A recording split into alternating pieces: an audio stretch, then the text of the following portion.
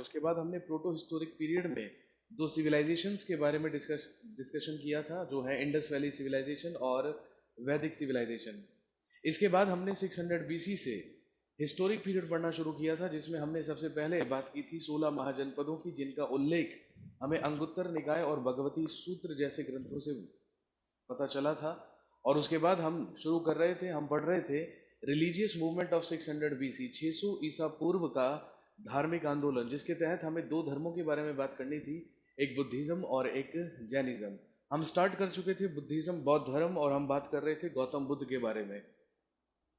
क्या मेरी आवाज क्लियर आ रही है आप सभी लोगों को? प्लीज बताएं मुझे। समबडी सेइंग कि आवाज नहीं आ रही है। मानव, क्या आप मेरे को सुन पा रहे हैं? Is it fine now?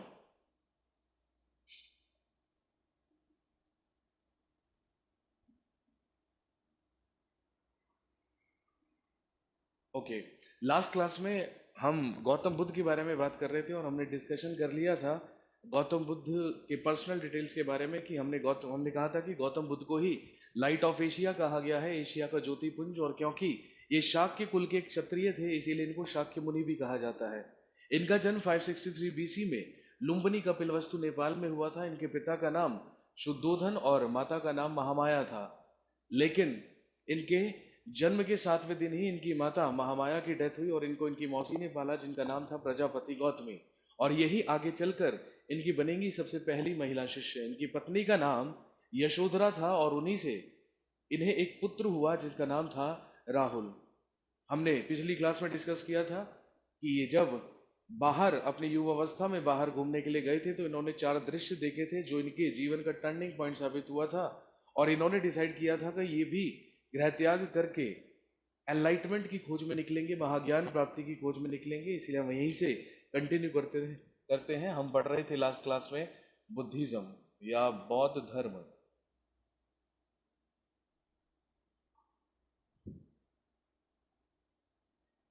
जब ये 29 वर्ष के थे, जब इनकी एज 29 ईयर्स थी, तो इन्होंने बिना किसी को घर पर बताए आधी रात को गृह त्याग कर दिया और ये अपने घर से निकल पड़े। At the age of 29 years Siddhartha left his home. 29 वर्ष की आयु में इन्होंने गृह त्याग किया और इनके गृह त्याग करने की घटना को ही बौद्ध धर्म में कहा जाता है महाभिनिष्क्रमण। ये घटना कहलाती है महाभिनिष्क्रमण।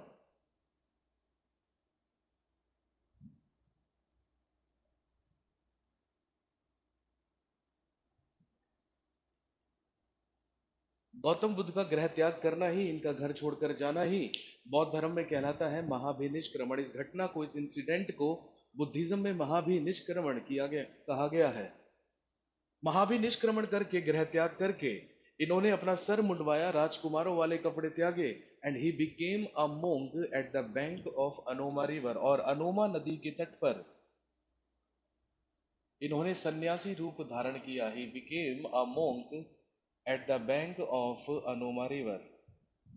अनोमा नदी के तट पर इन्होंने सन्यासी रूप धारण किया और उसके बाद ये निकल पड़े एनलाइटमेंट की खोज में या महाज्ञान प्राप्ति की तलाश में। सबसे पहले ये पहुंचे राजगृही, और हम सब जानते हैं Rajgrihi was first capital of Magadh. 16 महाजनपदों में मगध की ही सबसे पहली राजधानी हुआ करती थी राजगृह। जब ये राजगृह पहुंचे, तो यहाँ पर इनकी मुलाकात एक व्यक्ति से हुई, जिसका नाम था अलार कलाम। और सबसे पहले सिद्धार्थ ने अलार कलाम से ही शिक्षा हासिल की। इसके बाद ये पहुंचे वैशाली। हमने पढ़ा था Vaishali was third capital of Magadh, और वैशाली में ही इनकी मुलाकात एक और व्यक्ति से हुई, जिसका नाम था रुद्रक रामपुत्र। और दूसरी बार सिद्धार्थ ने रुद्रक रामपुत्र से ही शिक्षा हासिल की। आपके पास इंपॉर्टेंट सवाल आएगा, ये बताइए गौतम बुद्ध के गुरु का नाम क्या था? तो गौतम बुद्ध ने, सिद्धार्थ ने सबसे पहले 2 लोगों को अपना गुरु बनाया था, जिनके नाम थे अलार कलाम और रुद्रक रामपुत्र। ये दोनों ही सिद्धार्थ के गुरु थे। एक से सांख्य दर्शन इन्होंने सीखा था और एक से योग दर्शन। सांख्य दर्शन और योग दर्शन सीखकर ये फाइनली पहुंचे गया, और गया जाकर ही इन्होंने डिसाइड किया कि अब ये मेडिटेशन करेंगे, तपस्या करेंगे और एनलाइटमेंट को अचीव करेंगे। लेकिन जब ये गया पहुंचे, तो इनकी वहां पर मुलाकात और 5 ब्राह्मणों से हुई, और उन 5 ब्राह्मणों ने भी इनके साथ तपस्या करने की रिक्वेस्ट की। 6 के 6 लोग, सिद्धार्थ और वो 5 ब्राह्मण तपस्या करने के लिए बैठे गया में। 1 साल तक तपस्या करते रहे, लेकिन 1 साल के बाद वो पांचों ब्राह्मण सिद्धार्थ का साथ छोड़कर चले गए, और ये कहकर चले गए कि यहाँ पर आपको कोई महाज्ञान की प्राप्ति नहीं होने वाली। इसीलिए लेकिन वो पांचों ब्राह्मण तो चले गए, लेकिन सिद्धार्थ फिर भी तपस्या करते रहे, और फाइनली 6 साल तक तपस्या करने के बाद, after the meditation of 6 years, Siddhartha got his enlightenment in Gaya at the bank of Niranjana river. 6 वर्षों की तपस्या के बाद सिद्धार्थ को गया में निरंजना नदी के तट पर महाज्ञान की प्राप्ति हुई और इनका एनलाइटमेंट हुआ। और इसी घटना को, इसी इंसिडेंट को बुद्धिज्म में कहा गया है निर्वाणा और निर्वाण। गया में निरंजना नदी के ही तट पर एक पीपल के पेड़ के नीचे, एक पीपल वृक्ष के नीचे इनका एनलाइटमेंट हुआ, इन्हें महाज्ञान की प्राप्ति हुई। और इसी घटना को बौद्ध धर्म में कहा गया है निर्वाण या निर्वाणा। और निर्वाण प्राप्ति के बाद ही, अभी तक ये सिद्धार्थ कहलाते थे, लेकिन निर्वाण प्राप्ति के बाद ही इन्हें कहा जाने लगा बुद्ध। और बुद्ध से ही क्या बना? बौद्ध धर्म। क्योंकि ये अनशन करके तपस्या कर रहे थे, इसीलिए जब इनकी तपस्या समाप्त हुई, जब इनका मेडिटेशन खत्म हुआ, तो इन्होंने अपना अनशन तोड़ा। आपसे क्वेश्चन पूछा जाएगा कि बताइए गौतम बुद्ध ने महाज्ञान प्राप्ति के बाद क्या खाकर अपना अनशन तोड़ा था? तो ध्यान रखेंगे, जहां पर सिद्धार्थ तपस्या किया करते थे, वहीं पर एक छोटी सी कन्या, छोटी सी लड़की अपनी गाय चराने आया करती थी, जिसका नाम था सुजाता।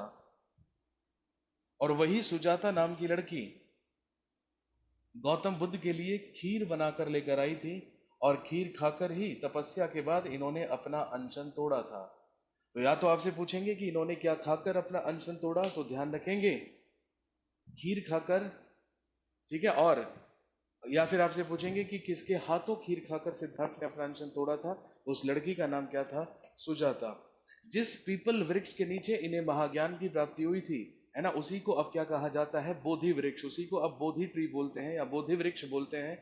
और इतिहासकार ये कहते हैं कि वो जो बोधि वृक्ष है, वो जो पीपल का वृक्ष है, वो वाला वृक्ष नहीं है जिसके नीचे गौतम बुद्ध को महाज्ञान की प्राप्ति हुई थी। उसके बाद वो अपनी चौथी पीढ़ी का पेड़ है। और आखिरी बार वो जो पीपल का वृक्ष है जो बोध गया में है ना, वो लगवाने वाला व्यक्ति था अलेक्जेंडर कनिंघम। आपको याद होगा दोस्तों, मैंने आपको बताया था कि फादर ऑफ इंडियन आर्कियोलॉजी ही किसको कहा गया है? अलेक्जेंडर कनिंघम को। क्योंकि अलेक्जेंडर कनिंघम के ही प्रयासों से आर्कियोलॉजिकल सर्वे ऑफ इंडिया की क्या हुई थी? स्थापना हुई थी। वही अलेक्जेंडर कनिंघम वो आखिरी व्यक्ति था जिसने बोधगया में वो पीपल का वृक्ष लगवाया था। उसी को अब क्या कहते हैं? बोधि वृक्ष कहते हैं। और वो नो मैंस लैंड है, अब उसको कोई टच नहीं कर सकता है। वो पवित्र स्थान है, वो बुद्धिज्म के पिलग्रिम्स में से या तीर्थ स्थानों में से एक है बोधगया।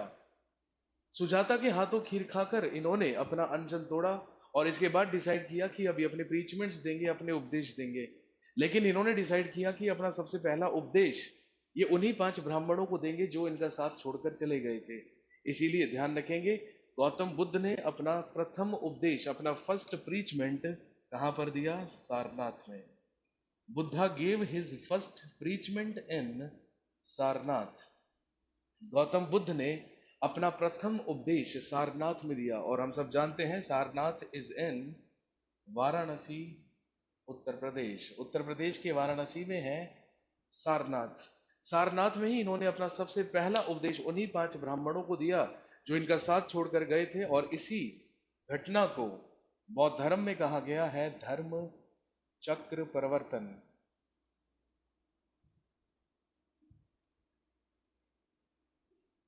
इनके प्रथम उपदेश को ही बौद्ध धर्म में कहा जाता है धर्म चक्र प्रवर्तन।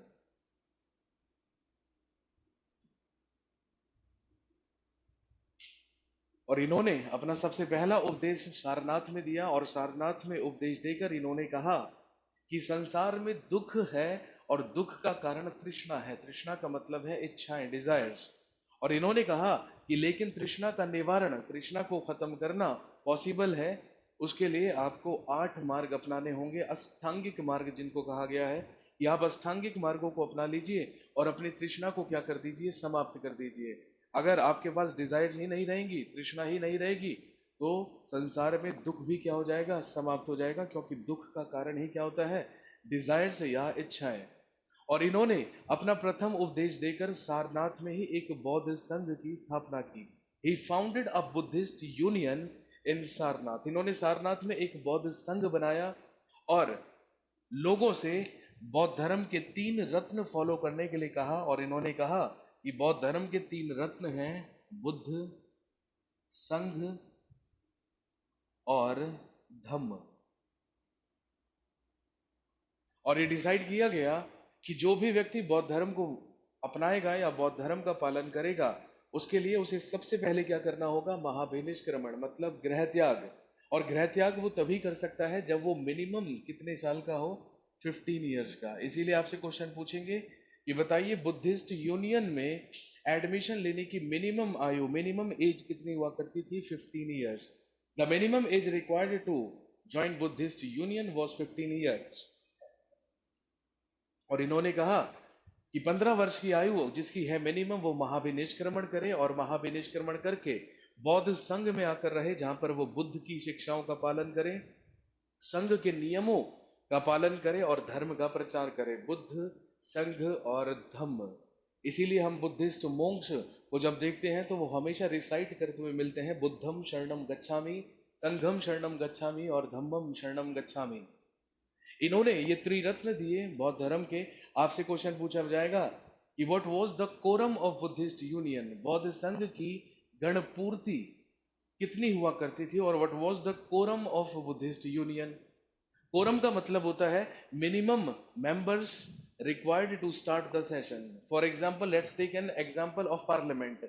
हम सब जानते हैं जब पार्लियामेंट में सत्र होता है, सेशन होता है, तो राज्यसभा और लोकसभा के मेंबर्स वहां पर पहुंचते हैं।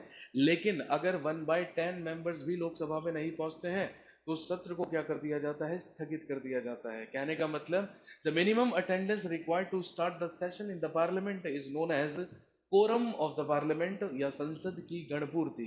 ऐसे ही आपसे पूछेंगे कि बताइए बौद्ध संघ की गणपूर्ति कितनी हुआ करती थी, what was the quorum of Buddhist union. तो आप ध्यान रखेंगे the quorum of Buddhist union was 20 members. बौद्ध संघ की गणपूर्ति हुआ करती थी 20 सदस्य या 20 मेंबर्स। इसके बाद आपसे पूछेंगे कि बताइए गौतम बुद्ध के प्रथम शिष्य कौन थे, इन्होंने सबसे पहले अपना डिसाइपल किसे बनाया था। तो ध्यान रखेंगे गौतम बुद्ध ने सबसे पहले 2 शूद्रों को अपना शिष्य बनाया, जिनके नाम थे तपस्सु और भल्लुक।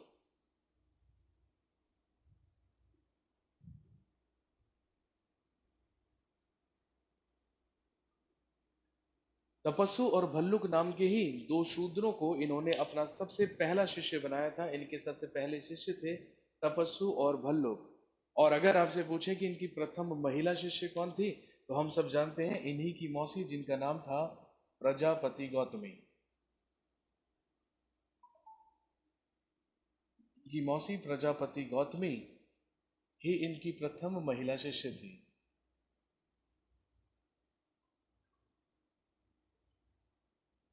और अगर आपसे पूछें कि इनके सबसे फेमस डिसाइपल्स, इनके सबसे प्रसिद्ध शिष्य कौन हुआ करते थे, तो ध्यान रखेंगे आनंद और उपाली। आनंद और उपाली इनके सबसे प्रसिद्ध शिष्य माने जाते हैं।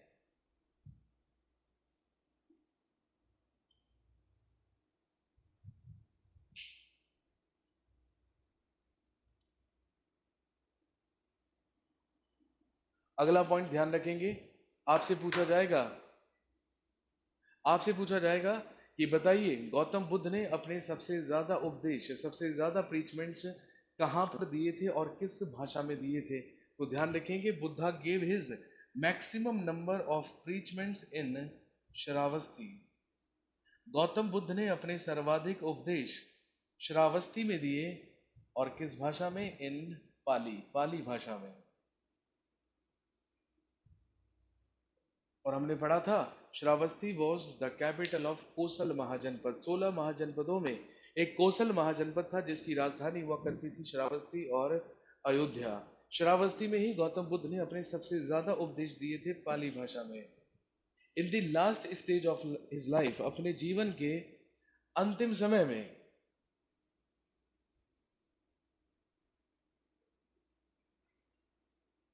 In the last stage of his life, अपने जीवन के अंतिम समय में, ही रीच्ड कुशीनगर, अपने जीवन के अंतिम समय में ये कुशीनगर पहुंचे।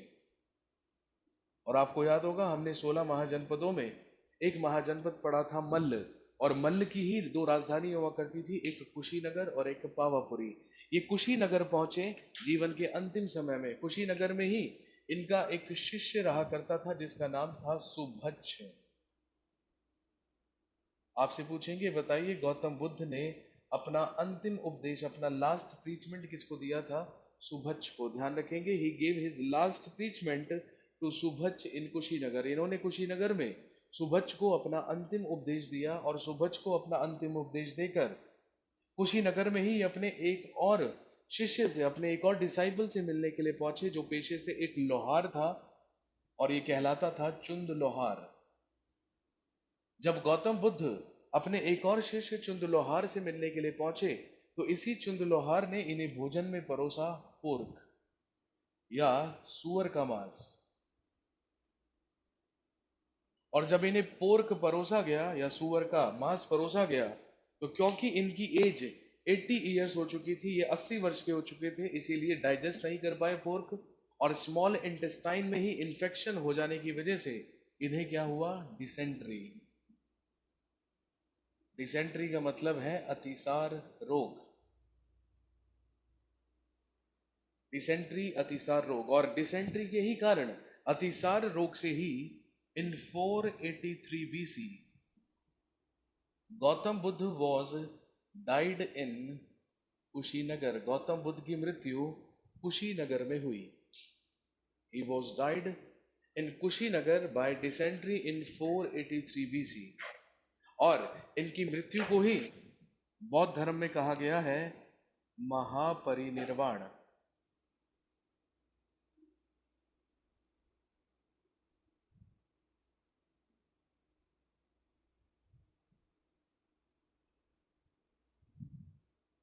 इनकी मृत्यु को ही बौद्ध धर्म में कहा जाता है महापरिनिर्वाण।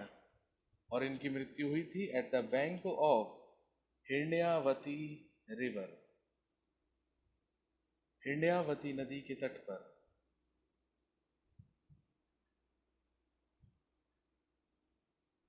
तो ध्यान रखेंगे, गौतम बुद्ध के जीवन से संबंधित 4 टर्म्स हैं। महाविनिष्क्रमण, जो इनका गृह त्याग करना है। निर्वाण, जो इनका एनलाइटमेंट, महाज्ञान प्राप्ति है। इसके बाद धर्म चक्र परिवर्तन, जो इनके प्रथम उपदेश को कहा जाता है। इसके बाद महापरिनिर्वाण, इनकी डेथ। और इनके जीवन से संबंधित 3 नदियों के नाम है अनोमा नदी, जिसके किनारे ये मोंक बने, इन्होंने सन्यासी रूप धारण किया। निरंजना नदी, जिसके किनारे इन्हें महाज्ञान की प्राप्ति हुई। और हिरण्यावती रिवर है ना, जिस नदी के किनारे इनकी मृत्यु हुई। आनंद और उपाली, जो गौतम बुद्ध के सबसे प्रसिद्ध शिष्य थे, ये गौतम बुद्ध के उत्तराधिकारी या सक्सेसर भी बनना चाहते थे। लेकिन ध्यान रखेंगे, गौतम बुद्ध ने मरने से पहले किसी को भी अपना उत्तराधिकारी या सक्सेसर घोषित नहीं किया था, बल्कि इन्होंने घोषणा की थी कि मेरे उपदेश और मेरे टीचिंग्स को ही फॉलो करके बौद्ध धर्म को फॉलो किया जाएगा। और यही कारण है कि बुद्धिज्म में, बौद्ध धर्म में हम सिर्फ एक धर्म गुरु के बारे में पढ़ते हैं, दैट इज गौतम बुद्ध। ना तो इनसे पहले कोई धर्म गुरु और ना ही इनके बाद। गौतम बुद्ध की डेथ जब हुई, तो इसके बाद सबसे बड़ा सवाल यही उठा कि अब बुद्धिज्म को फॉलो कैसे किया जाएगा। इसीलिए बौद्ध धर्म में कुछ रिफॉर्म्स किए जाएं, कुछ सुधार किए जाएं। जब जब बुद्धिज्म में रिफॉर्म्स करने की जरूरत पड़ी है, सुधार करने की जरूरत पड़ी है, तो बौद्ध धर्म में कुछ बुद्धिस्ट काउंसिल्स करवाई गई हैं, कुछ बौद्ध महासंगीतियां करवाई गई हैं, जिनकी संख्या 4 है। ये 4 बार करवाई गई थी, अलग अलग स्थानों पर, अलग अलग शासकों के द्वारा। और इसमें अलग अलग रिफॉर्म्स या अलग अलग काम किए गए थे, किसमें? बुद्धिज्म में, बौद्ध धर्म में। इसीलिए अब हम पढ़ेंगे उन 4 बौद्ध महासंगीतियों के बारे में, उन 4 बुद्धिस्ट काउंसिल्स के बारे में, जो बुद्धिज्म में रिफॉर्म्स करने के लिए करवाई गई थी।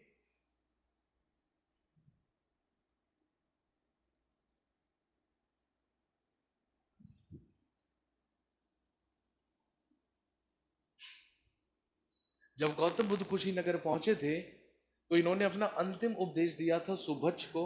लेकिन सुभज्ज से मिलने के बाद ये अपने एक और शिष्य के पास पहुंचे थे मिलने के लिए। इनके उस शिष्य का नाम था चुंद लोहार, उसे चुंद लोहार कहा जाता था। और उसी ने पोर्क परोसा था जिसकी वजह से डिसेंट्री हो जाने के कारण इनकी मृत्यु हो गई थी, इनकी डेथ हो गई थी, जिसको हमने बौद्ध धर्म में महापरिनिर्वाण कहा है।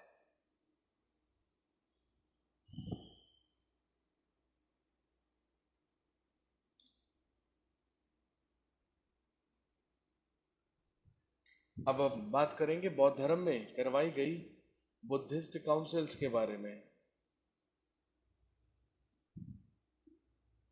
बुद्धिस्ट काउंसिल या बौद्ध महासंगीति, यहां पर लिखेंगे वर्ष,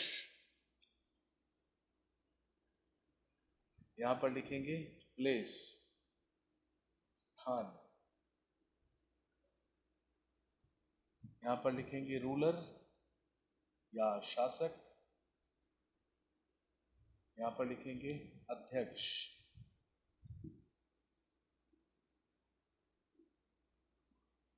और वो वर्क, वो कार्य जो इस महासंगीति में करवाया गया था। अब हम बात करेंगे उन बुद्धिस्ट काउंसिल्स के बारे में, उन बौद्ध महासंगीतियों के बारे में जो बौद्ध धर्म में रिफॉर्म्स करने के लिए है ना करवाई गई हैं। डेथ प्लेस इंग्लिश में लिखिए, मैंने अभी तो बताया, मैंने इंग्लिश में लिखा था ऊपर Kushinagar. At the last stage of his life he reached Kushinagar, मैंने अभी ऊपर लिखा था कि इन्होंने कुशीनगर में ही अपना लास्ट प्रीचमेंट दिया था। His death place was Kushinagar which was the capital of Malla Mahajanapada. हमने 16 महाजनपदों में मल्ल महाजनपद लिखा था जिसकी राजधानी थी Kushinagar. He was died in Kushinagar only. इसके बाद अब हम बात करेंगे सबसे पहले फर्स्ट बुद्धिस्ट काउंसिल या प्रथम बौद्ध महासंगीति, जिसका आयोजन उसी वर्ष करवाया गया जिस वर्ष डेथ हुई थी गौतम बुद्ध की, that is 483 BC, and the place was Rajgrihi. इसका आयोजन राजगृही में करवाया गया और हमने पढ़ा था Rajgrihi was first capital of Magadh. इसका आयोजन करवाने वाला शासक, उस समय मगध में हर्यक वंश या हर्यंका डायनेस्टी चलती थी जिसमें रूल किया करता था एक रूलर जिसका नाम था अजात शत्रु। इसका आयोजन अजात शत्रु नाम के शासक ने करवाया था और इसकी अध्यक्षता एक बौद्ध भिक्षुक ने की थी जिनका नाम था महाकश्यप।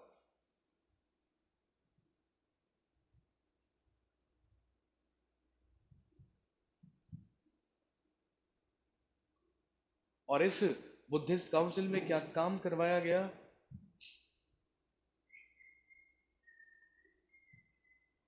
बौद्ध धर्म में, बुद्धिज्म में दो पिटक जोड़े गए। ध्यान रखेंगे, बौद्ध ग्रंथों को ही, बुद्धिस्ट टेक्स्ट को ही क्या कहा जाता है? पिटक कहा जाता है। बौद्ध धर्म में दो पिटक बनाए गए, एक था सुत्त पिटक और दूसरा था विनय पिटक।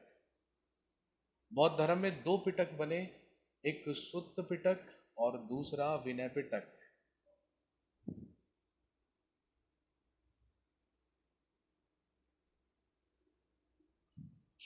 सुत्त पिटक में लिखी थी बुद्ध की शिक्षाएं, टीचिंग्स ऑफ बुद्धा, और बुद्धिस्ट यूनियन के, बौद्ध संघ के रूल्स और नियम लिखे थे किसमें? विनय पिटक में। सुत्त पिटक को आनंद ने लिखा था और Vinaya Pitaka was written by Upali. तो कहने का मतलब, बौद्ध धर्म में दो ग्रंथ बना दिए गए, दो पिटक जोड़ दिए गए और कहा गया कि बुद्ध की शिक्षाओं का ही पालन करके, सुत्त पिटक में लिखी हुई शिक्षाओं का ही पालन करके बौद्ध धर्म को माना जाएगा। और जो लोग बौद्ध संघ में रहेंगे वो विनय पिटक में लिखे हुए रूल्स या नियमों का पालन करेंगे। ये काम किया गया फर्स्ट बुद्धिस्ट काउंसिल में। इसके बाद बौद्ध धर्म को इसी तरीके से माना जाने लगा और लगभग 100 साल तक पिटक, अवंतिका, मैंने अभी बताया कि बुद्धिस्ट टेक्स्ट को या बौद्ध ग्रंथों को ही क्या कहा गया है? पिटक कहा गया है। तो बुद्धिज्म में दो पिटक बनाए गए या दो ग्रंथ बनाए गए, एक था सुत्त पिटक और दूसरा था विनय पिटक। सुत्त पिटक में थी बुद्ध की शिक्षाएं, टीचिंग्स ऑफ बुद्धा, और विनय पिटक में थे बौद्ध संघ के नियम, रूल्स ऑफ बुद्धिस्ट यूनियन। सुत्त पिटक को आनंद ने लिखा था और विनय पिटक को उपाली ने, जो सबसे प्रसिद्ध शिष्य थे गौतम बुद्ध के। इसके बाद लगभग 100 साल तक बुद्धिज्म को इसी तरीके से फॉलो किया जाता रहा, इसमें कोई डिस्प्यूट नहीं हुआ। लेकिन लगभग 100 साल के बाद एक डिस्प्यूट सामने आया, एक विवाद हुआ, और ये कहा गया कि बौद्ध धर्म को मानने के लिए गृह त्याग करना या महाविनिष्क्रमण करना कंपलसरी नहीं होना चाहिए। जो लोग फैमिलीज या गृहस्थ जीवन में रहते हैं उन्हें भी बौद्ध धर्म को मानने का अधिकार मिलना चाहिए। इसी रिफॉर्म को करने के लिए करवाई गई सेकंड बुद्धिस्ट काउंसिल या द्वितीय बौद्ध महासंगीति ठीक 100 साल के बाद, दैट इज 383 बीसी, इसका आयोजन करवाया गया वैशाली में। इसका आयोजन वैशाली में करवाया गया, जिस समय वहां पर शिशुनाग डायनेस्टी का एक रूलर रूल किया करता था जिसका नाम था कालाशोक। इसका आयोजन करवाने वाला रूलर था Kalashoka, and the chairman of that council, और इसकी अध्यक्षता की थी एक बौद्ध भिक्षुक ने जिनका नाम था साबक मीर।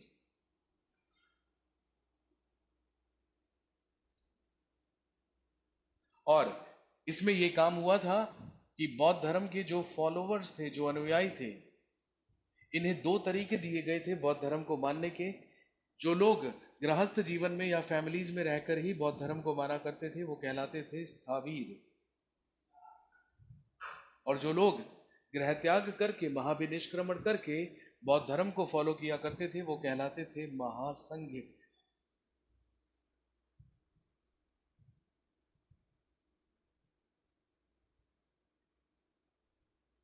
गृहस्थ जीवन में रहकर, फैमिलीज में रहकर बुद्धिज्म को मानना ही क्या कहलाते थे, वो लोग स्थावीर कहलाते थे। और जो लोग संन्यास लेकर संघ में रहकर बुद्धिज्म का पालन किया करते थे वो लोग कहलाते थे महासंघिक। यही काम करवाया गया सेकंड बुद्धिस्ट काउंसिल में या तीसरी बौद्ध महासंगीति में। इसके बाद थर्ड बुद्धिस्ट काउंसिल या तीसरी बौद्ध महासंगीति, इसका आयोजन करवाया गया 251 बीसी में, 251 ईसा पूर्व में, and the place was Pataliputra. इसका आयोजन पाटलिपुत्र में करवाया गया। इस समय मगध में चल रहा था मौर्य वंश, मौर्य डायनेस्टी, और इसका आयोजन करवाया था अशोका ने या अशोक ने, और इसकी अध्यक्षता एक बौद्ध भिक्षुक ने की थी जिनका नाम था मोगलीपुत्तिस।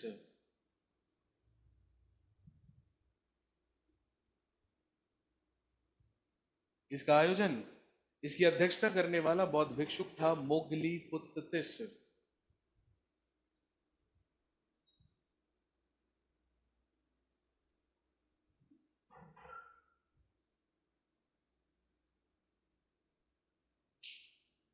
और क्या काम करवाया गया, क्या वर्क हुआ इस बुद्धिस्ट काउंसिल में, तो ध्यान रखेंगे। Ashoka added third Pitaka in Buddhism. Ashok ने बौद्ध धर्म में तीसरा पिटक जोड़ा जिसका नाम था अभिधम्म पिटक।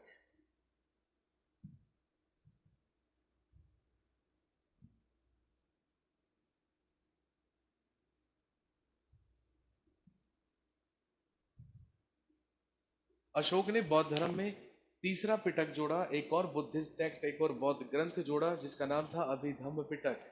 और अभिधम्म पिटक में उन सारे के सारे मोंक्स, उन सारे के सारे बौद्ध भिक्षुकों की जीवनियां लिखी थी जो कंटेम्पररी थी, जो समकालीन थे अशोक के। अशोक के समकालीन बौद्ध भिक्षुकों की ही जीवनियां लिखी थी अभिधम्म पिटक में। और अभिधम्म पिटक को लिखने वाला था मोगलीपुत्तिस। मोगलीपुत्तिस ने ही लिखा था अभिधम्म पिटक, जो तीसरा पिटक है किसमें, बौद्ध धर्म में या बुद्धिज्म में। अविनाश कुमार जी, ये वैशाली गाजियाबाद वाला नहीं, ये वैशाली बिहार वाला है। बलबीर यादव जी, साबक मीर का ही है ना दूसरा नाम हमें ग्रंथों में लिखा हुआ मिला है, सर्वकामिनी। एक ही बौद्ध भिक्षुक के दो नाम है, साबक मीर या सर्वकामिनी। कुछ ग्रंथों में इनका नाम साबक मीर मिलता है और कुछ ग्रंथों में सर्वकामिनी। सर नोट्स नोट्स अपलोड करवा दिए जाएंगे, आप उसकी टेंशन मत लीजिए, ठीक है ना। और अभी आप समझने की कोशिश कीजिए जो मैं आपको समझा रहा हूँ, ठीक है। इसके बाद पिटक मैंने आपको बता दिया क्या है। सर रिवर का नाम जहां संन्यास लिया था, मैंने अभी लिखवाया था अनोमा नदी, अनोमा रिवर के ही किनारे इन्होंने सन्यासी रूप धारण किया था।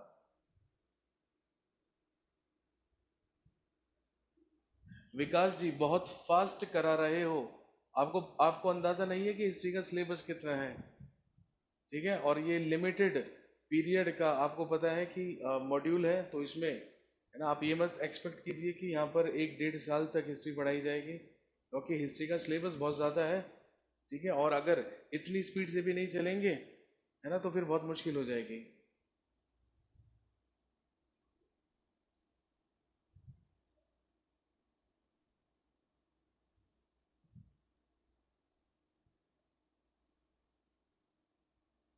अजात शत्रु, मैंने अभी बताया, अजात शत्रु हर्यक वंश का राजा था, वो हर्यक डायनेस्टी का रूलर हुआ करता था।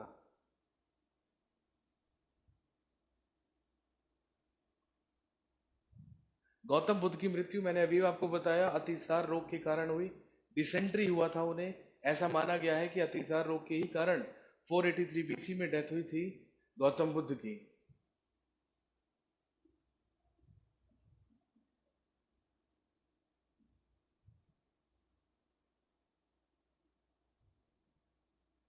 मुझे भी यही लग रहा है कि अगर मैं इससे भी ज्यादा स्लो पढ़ाऊंगा तो मैं आपको सिलेबस कैसे कंप्लीट कराऊंगा, आप ये भी सोचिए। सर आज नया टॉपिक शुरू हुआ है क्या? हाँ, बस हमने पिछली क्लास में बुद्धिज्म शुरू किया था। देखिए अगर बुक्स की बात है, ठीक है, तो मैं आपको क्लियरली बता देता हूँ, अगर आप बुक्स फॉलो करना चाहते हैं है ना, तो best books are NCERT books, आप एनसीईआरटी की किताबों को फॉलो कीजिए, वो सबसे सही रहेगा।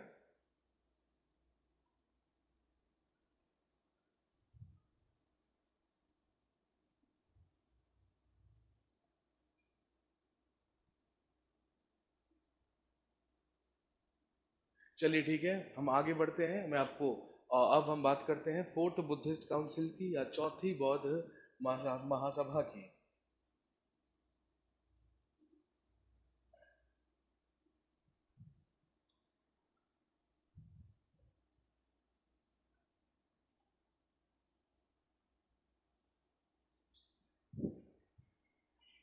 इसके बाद हम बात करेंगे फोर्थ बुद्धिस्ट काउंसिल की या चौथी बौद्ध महासभा की, जिसका आयोजन करवाया गया 81 एडी में या 81 ईस्वी में।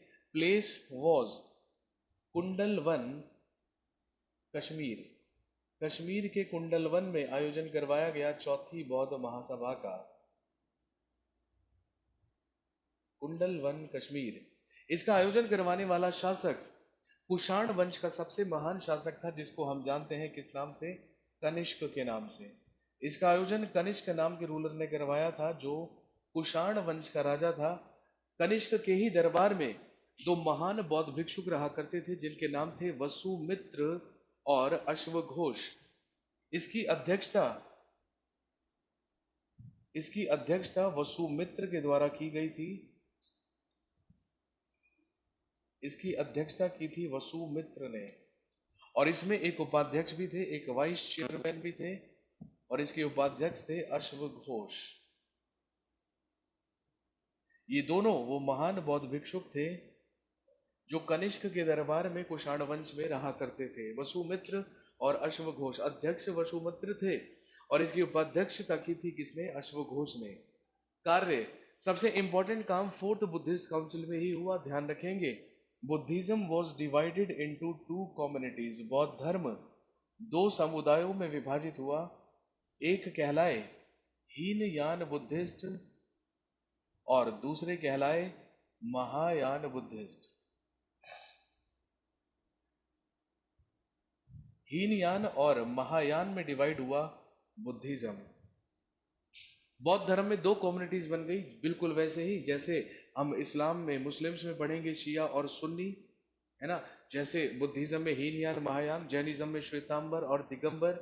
तो जो बौद्ध धर्म था वो दो कम्युनिटीज में डिवाइड हो गया, वो दो समुदायों में बट गया, एक कहलाए हीनयान बुद्धिस्ट और दूसरे कहलाए महायान बुद्धिस्ट। और हीनयान और महायानों में फर्क क्या है, सबसे पहले इसको समझेंगे, ध्यान रखेंगे। जो हीनयान्स होते हैं वो मूर्ति पूजा में विश्वास नहीं करते हैं, दे do not believe in statue worship. लेकिन जो महायान बुद्धिस्ट होते हैं वो गौतम बुद्ध की मानव रूप में मूर्ति बनाकर उनकी पूजा करते हैं, उन्हें पूजते हैं। दूसरा जो डिफरेंस है, जो हीनयान है, ये गौतम बुद्ध को केवल एक महापुरुष मानते हैं, लेकिन महायान ऐसा कहते हैं कि नहीं, वो महापुरुष नहीं, वो भगवान थे, उनके पास दैवीय शक्तियां थी। हीनयान ऐसा मानते हैं, हीनयानों के लिए कोई भी तीर्थ स्थान नहीं होता, there is no pilgrim for Hinayanas. लेकिन महायान 4 तीर्थ स्थान मानते हैं, जो गौतम बुद्ध के जीवन से जुड़े 4 स्थान है, 4 प्लेसेस हैं। सबसे पहला तीर्थ स्थान बुद्धिज्म में होता है लुम्बिनी, क्योंकि यहाँ पर जन्म हुआ था गौतम बुद्ध का। दूसरा पिलग्रिम, दूसरा तीर्थ स्थान है बोध गया, क्योंकि यहाँ पर इन्हें एनलाइटमेंट हुआ, महाज्ञान की प्राप्ति हुई। तीसरा पिलग्रिम है सारनाथ, क्योंकि यहाँ पर इन्होंने अपना प्रथम उपदेश दिया। और चौथा पिलग्रिम है कुशीनगर, क्योंकि यहाँ पर डेथ हुई थी, मृत्यु हुई थी गौतम बुद्ध की। इन्हीं 4 जगहों को बुद्धिज्म में क्या माना गया है? 4 पिलग्रिम्स ऑफ बुद्धिज्म, बौद्ध धर्म के 4 तीर्थ स्थान इनको माना गया है। और एक और चीज ध्यान रखेंगे, हीनयान और महायानों में से इस विश्व में महायानों की संख्या ज्यादा है। हीनयान केवल 3 जगहों पर मिलते हैं, श्रीलंका, इंडोनेशिया और म्यांमार। बाकी पूरे एशियन कंट्रीज में बोलबाला है किसका? महायान बुद्धिस्ट का। और सबसे बेसिक सा डिफरेंस ये है कि मूर्ति पूजा में विश्वास नहीं करते होते हैं हीनयान, लेकिन महायान गौतम बुद्ध को मानव रूप में मूर्ति बनाकर उनकी पूजते हैं।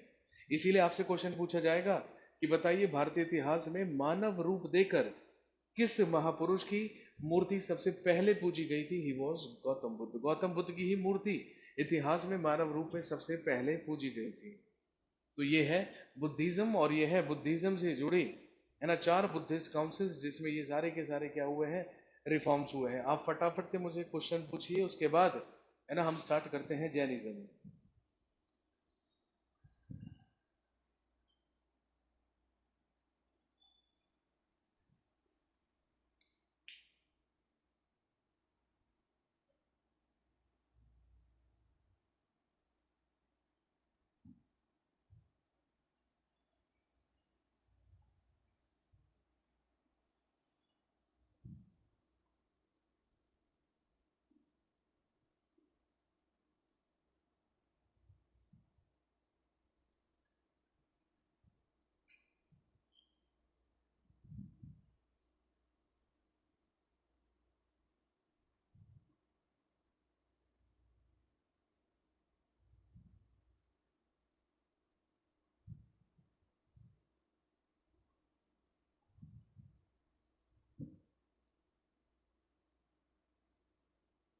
थर्ड वाली डेट मैंने 251 बीसी बताई थी।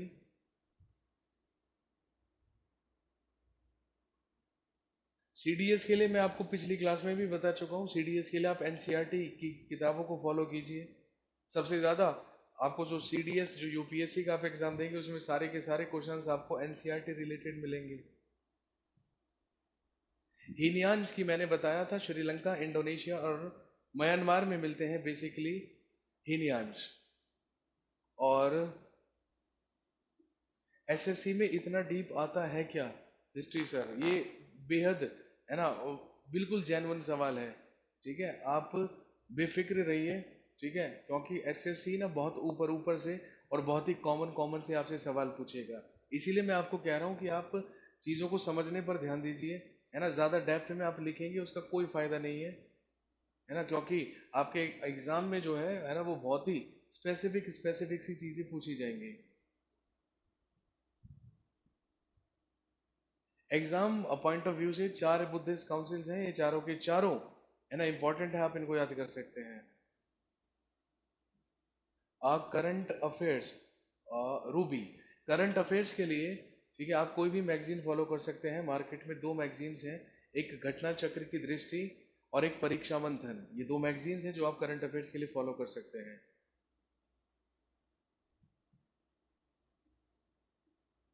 NCERT which class? From 6th to 12th class. 6th class से लेकर 12th क्लास तक की एनसीईआरटी की बुक्स आप पढ़िए। अगर आप यूपीएससी, सीडीएस, सीएपीएफ की एग्जाम्स या क्या नाम है सिविल के एग्जाम देना चाहते हैं, तो उसके लिए NCERT is the best way.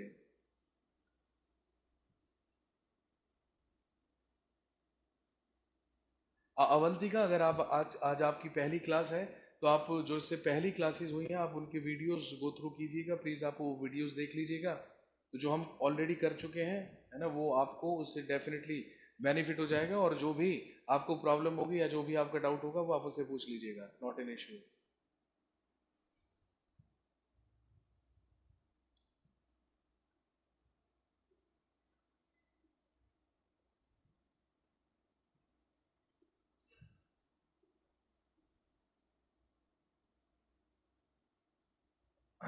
Ravi Saini ji, ठीक है, मैंने जब आपको प्री हिस्टोरिक पीरियड बताया था तो उसमें मैंने मानव कंकालों के साथ कुत्ते की अस्थियां बताई थी बुर्ज होम में। वो प्री हिस्टोरिक पीरियड था, वो प्रागैतिहासिक काल था। लेकिन प्रोटो हिस्टोरिक पीरियड में, है ना, और आद्य ऐतिहासिक काल में इंडस वैली सिविलाइजेशन में वैसे ही मानव कंकालों के साथ कुत्ते की अस्थियां रोपड़ में मिली थी जो पंजाब में है। ये दोनों अलग अलग पीरियड की बातें हैं। जैसे मैंने आपको बताया था कि लोथल से हमें चावल की कृषि के साक्ष्य मिले थे, लेकिन चावल की कृषि के साक्ष्य तो हमें प्री हिस्टोरिक पीरियड में कोल्डी हवा नामक स्थान से भी मिले थे जो इलाहाबाद में है। तो वो अलग पीरियड है, वो प्री हिस्टोरिक पीरियड है, और ये प्रोटो हिस्टोरिक पीरियड। सुत्त पिटक और विनय पिटक, मैंने आपको ये दो बौद्ध ग्रंथ बताए थे कि एक सुत्त पिटक बनाया गया था और एक विनय पिटक बताया गया था। सुत्त पिटक में बुद्ध की शिक्षाएं लिखी थी और विनय पिटक में बौद्ध संघ में रहने के नियम लिखे हुए थे।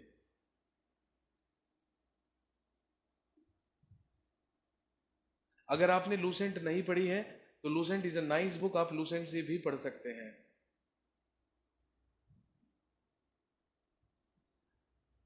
आजाद आलम जी, कोई ट्रिक बताइए सर जल्द याद करने की। यार मेरे हिसाब से, है ना, जीएस, है ना, जीएस में आप शॉर्टकट इस्तेमाल नहीं कर सकते हैं।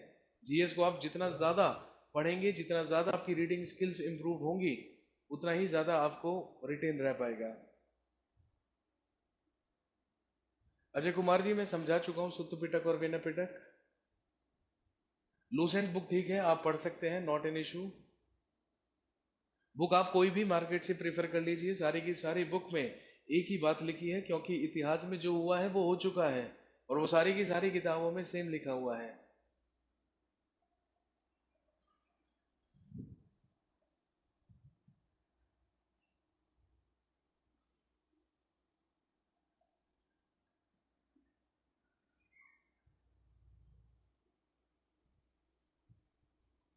चलिए, मेरी आवाज की भी तारीफ हो गई, मेरी आवाज की तारीफ करने का शुक्रिया बहुत बहुत Maddy, thank you so much.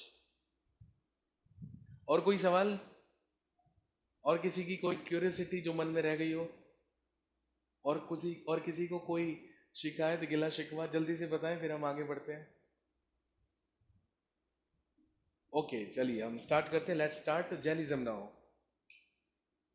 अब हम बात करेंगे किसके बारे में, जैनिज्म के बारे में या जैन धर्म के बारे में।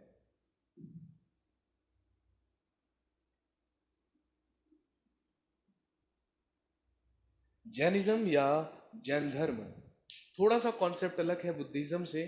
बुद्धिज्म में, है ना, जहां हमने सिर्फ एक धर्म गुरु के बारे में बात की, गौतम बुद्ध के बारे में, तो वहीं दूसरी तरफ जैन धर्म में या जैन मान्यताओं के अनुसार ऐसा माना गया है कि जैन धर्म में 24 धर्म गुरु हुए हैं, जिनको कहा गया है जैन धर्म के 24 तीर्थंकर।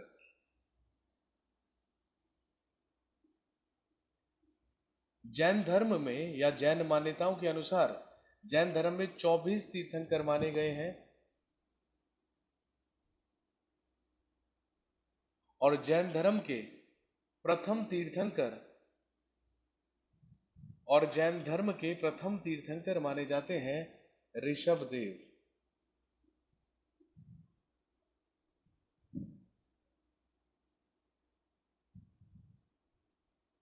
जैन धर्म के सबसे पहले तीर्थंकर माने गए हैं ऋषभ देव, लेकिन ऋषभ देव की ऐतिहासिकता सिद्ध नहीं है, इस बात के हमारे पास कोई प्रमाण नहीं है। Azad Kalam ji, thank you so much, love you too. आपने मुझे लव यू सर लिखकर भेजा है, थैंक यू सो मच। और इतने, है ना, नवाजिश करम का शुक्रिया बहुत बहुत आपका।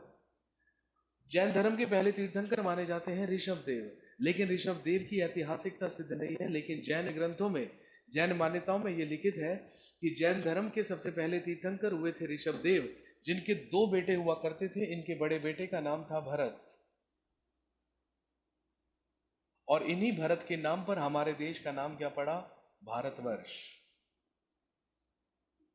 लेकिन हिंदू मान्यताओं के अनुसार तो ऐसा माना गया है कि कुरु के राजा दुष्यंत और शकुंतला के पुत्र हुआ करते थे सम्राट भरत, जिनके नाम पर हमारे देश का नाम भारतवर्ष पड़ा।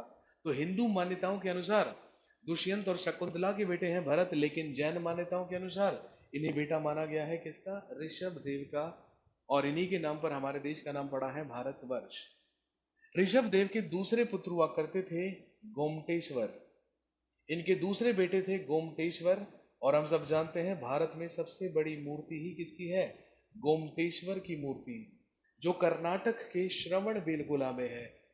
ऐसा जैन ग्रंथों में लिखा है कि जो ऋषभ देव के दूसरे बेटे थे गोमटेश्वर, इनकी भुजाओं में 200 हाथियों का बल था, इसीलिए गोमटेश्वर का ही दूसरा नाम क्या है? बाहुबली। लीजिए, सनसनीखेज खुलासा। अब हमें पता चल गया कि बाहुबली मूवी में कैरेक्टर का नाम बाहुबली कहां से लिया गया है? गोमटेश्वर से। एस राजामौली ने जब बाहुबली बनाई तो किंगडम ली माहिष्मती, जो हमने महाजनपद में लिखा था। दक्षिणी अवंती की राजधानी थी माहिष्मती। और गोमटेश्वर को ही क्या कहा जाता है? बाहुबली कहा जाता है, जिस कैरेक्टर को इस्तेमाल किया गया है किस मूवी में? बाहुबली में। क्योंकि ऋषभ देव की ऐतिहासिकता सिद्ध नहीं है, बिल्कुल ऐसे ही जैन धर्म के दूसरे से लेके 22वें तीर्थंकर की भी ऐतिहासिकता सिद्ध नहीं मिलती है। कुछ कुछ ऐतिहासिकता जो सिद्ध मिलती है वो मिलती है जैन धर्म के 23वें तीर्थंकर की। और जैन धर्म के 23वें तीर्थंकर हुए हैं पार्श्वनाथ।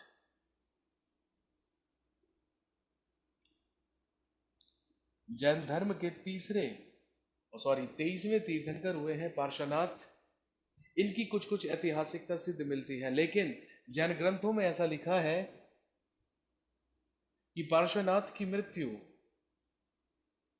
100 वर्ष की आयु में हुई थी,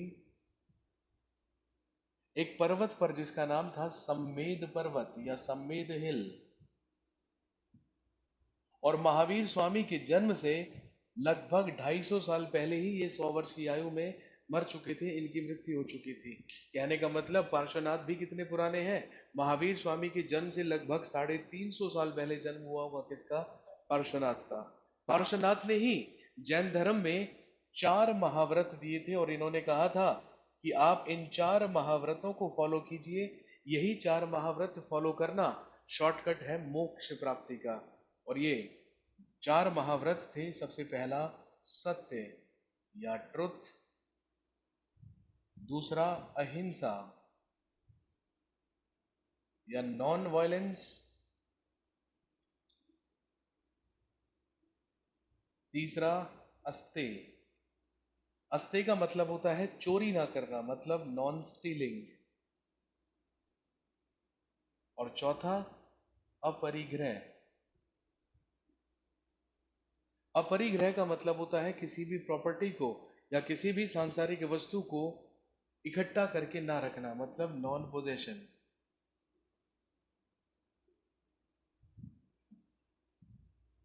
ये 4 महाव्रत दिए पार्श्वनाथ ने और कहा कि आप इन 4 महाव्रतों को फॉलो कीजिए और यही मोक्ष प्राप्ति का सबसे सरल मार्ग होगा। सत्य, अहिंसा, अस्तेय और अपरिग्रह। हमेशा सच बोलिए, हमेशा हिंसा का पालन कीजिए, कभी भी चोरी ना कीजिए, और संसार की किसी भी, है ना, सांसारिक वस्तु को या किसी भी संपत्ति प्रॉपर्टी को इकट्ठा करके ना रखें। जितनी वस्तु की आवश्यकता हो केवल उतनी अपने पास रखें, बाकी सबका दान कर दें। लेकिन जैन धर्म का वास्तविक संस्थापक, एक्चुअल फाउंडर माना गया किसको? महावीर स्वामी को, जो जैन धर्म के 24 तीर्थंकरों में सबसे अंतिम या 24वें तीर्थंकर थे। तो हम ध्यान रखेंगे, the actual founder of Jainism was Mahavir Swami.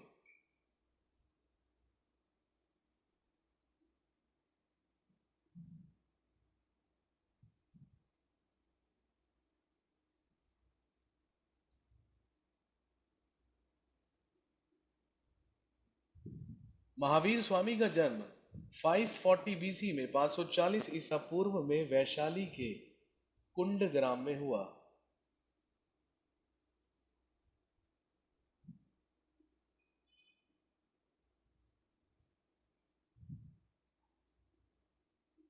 Mahavir Swami was born in 540 BC in Kundagram Vaishali. Vaishali के कुंडग्राम में जन्म हुआ था किसका?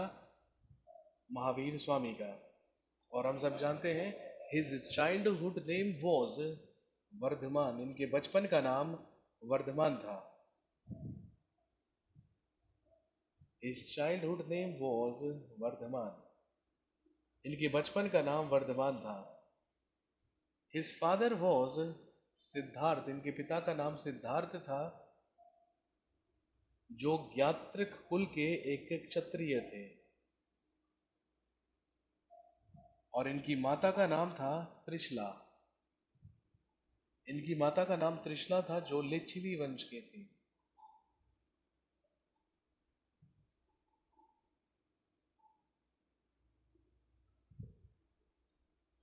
इनकी पत्नी का नाम था यशोदा। और इनकी एक बेटी थी, इनकी एक पुत्री थी, जिसका नाम था, कुछ ग्रंथों में इनकी पुत्री का नाम लिखा हुआ मिलता है अणोजा, और कुछ में लिखा हुआ मिलता है प्रियदर्शना।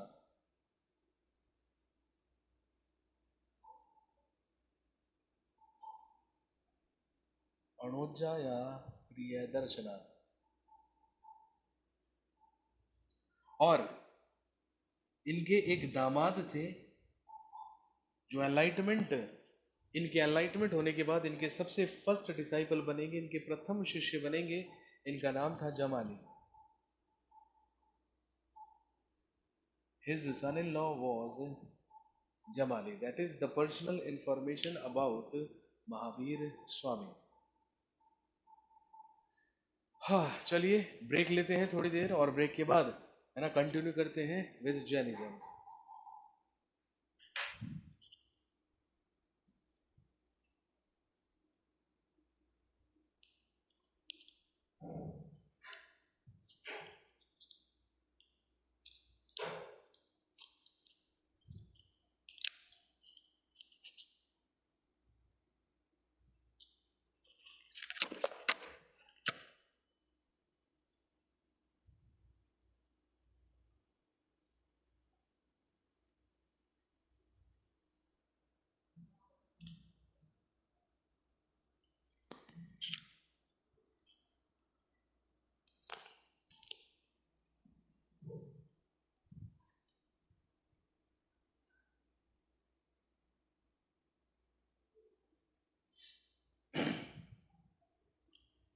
हाँ जी, वेलकम बैक।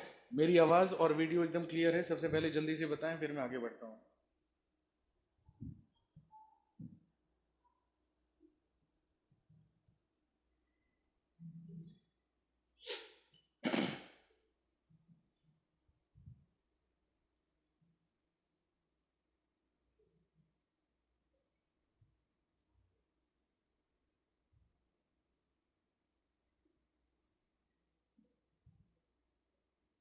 ओके, चलिए स्टार्ट करते हैं, कंटिन्यू करते हैं।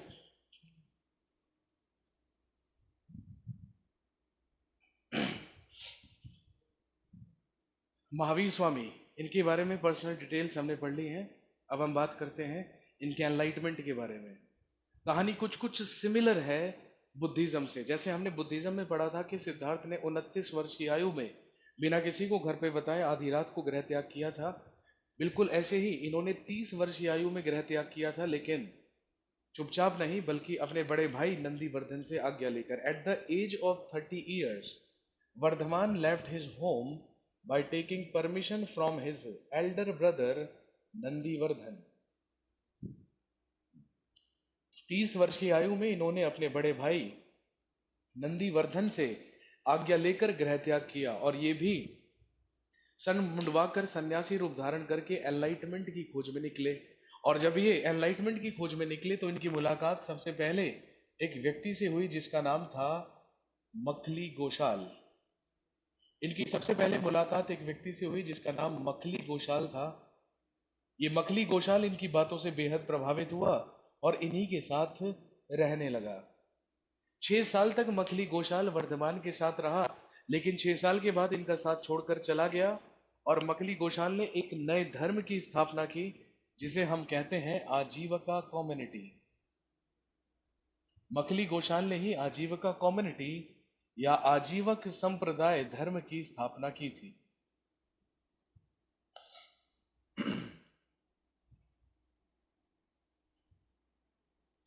लेकिन आजीवक संप्रदाय जैन धर्म और बौद्ध धर्म से कैसे अलग था, ये हम सबसे पहले जानेंगे। बौद्ध धर्म और जैन धर्म दोनों कर्मवादी धर्म माने गए हैं और ऐसा माना गया है कि जैसा आप कर्म करेंगे वैसा ही उसका आपको फल मिलेगा। लेकिन दूसरी तरफ एक भाग्यवादी धर्म था आजीवक संप्रदाय, और इसमें माना जाता था कि जो आपके भाग्य में होगा वो आपको मिलेगा, चाहे आप उसके लिए कर्म करें या ना करें। और यही कारण है आजीवक संप्रदाय धर्म बहुत ज्यादा समय तक नहीं चला और ये बहुत जल्दी ही विलुप्त हो गया। लेकिन आपसे क्वेश्चन, दो इंपॉर्टेंट क्वेश्चन बनेंगे। या तो आपसे पूछा जाएगा who was the founder of Ajivika community, he was Makkhali Gosala. या फिर आपसे पूछेंगे कि बताइए आजीवक संप्रदाय धर्म को मानने वाला फेमस रूलर कौन था। तो ध्यान रखेंगे, मौर्य वंश में अशोक का पिता Bindusara was the follower of Ajivika community. Ajivika संप्रदाय धर्म को मानने वाला शासक था Bindusara. And we all know that Bindusara was the ruler of Mauryan empire और मौर्य डायनेस्टी। लंबे समय तक तपस्या करते रहे Vardhaman, and after the meditation of 12 years, 12 वर्षों तक तपस्या करने के बाद Vardhaman got his enlightenment in Jumbhik Gram. Vardhaman got his enlightenment in Jumbhik Gram at the bank of Rijupalika river. 12 वर्षों तक तपस्या करने के बाद इन्हें जुम्बिक ग्राम में रिजुपालिका नदी के तट पर महाज्ञान की प्राप्ति हुई। बौद्ध धर्म में हमने महाज्ञान प्राप्ति को या एनलाइटमेंट को कहा था निर्वाणा या निर्वाण, लेकिन यहां पर जैनिज्म में, जैन धर्म में महाज्ञान प्राप्ति को या एनलाइटमेंट को कहा गया है Kaivalya. That incident is known as Kaivalya.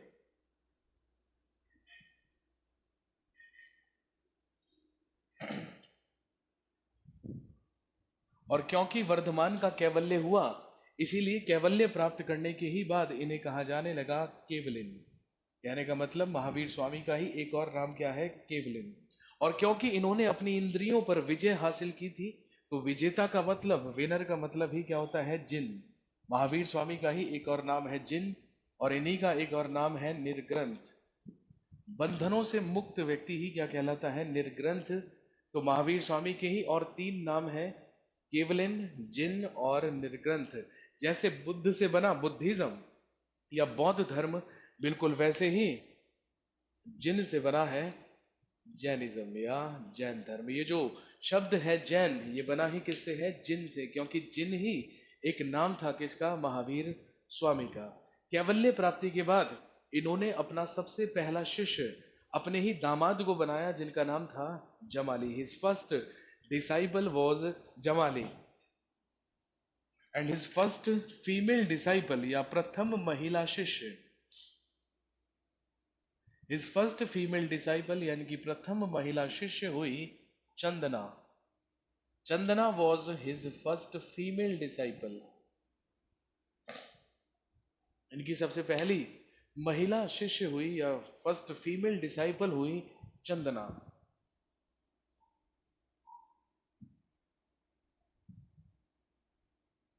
Mathura was the main centre of Jainism in ancient period. प्राचीन काल में मथुरा ही जैन धर्म का सबसे प्रमुख केंद्र हुआ करता था, और सबसे ज्यादा जैनिज्म का प्रचार और प्रसार ही कहां पर हुआ करता था, मथुरा में हुआ करता था। महावीर स्वामी ने मगध में जैन धर्म का प्रचार करने के लिए अपने 11 सबसे खास शिष्यों को नियुक्त किया था, अपॉइंट किया था, और इनके ये 11 डिसाइपल्स, 11 शिष्य कहलाते थे महावीर स्वामी के 11 गणधर। इन्हें कहा जाता था 11 गंधराज ऑफ महावीर स्वामी। इन्होंने अपने 11 डिसाइपल्स को मगध में जैन धर्म का प्रचार करने के लिए अपॉइंट किया था, और इनसे कहा था कि आप ही 11 लोग मेरी मृत्यु के बाद जैन धर्म के क्या बनेंगे, उत्तराधिकारी बनेंगे, और आप ही रिस्पॉन्सिबल होंगे जैनिज्म को फैलाने के लिए, उसका प्रचार करने के लिए, कहां पर, मगध में।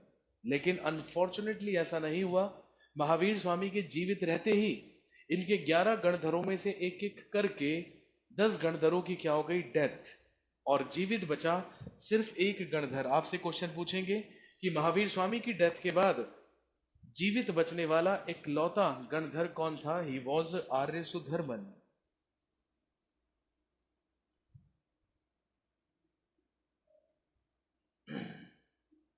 ही वॉज आर्य सुधर्मन।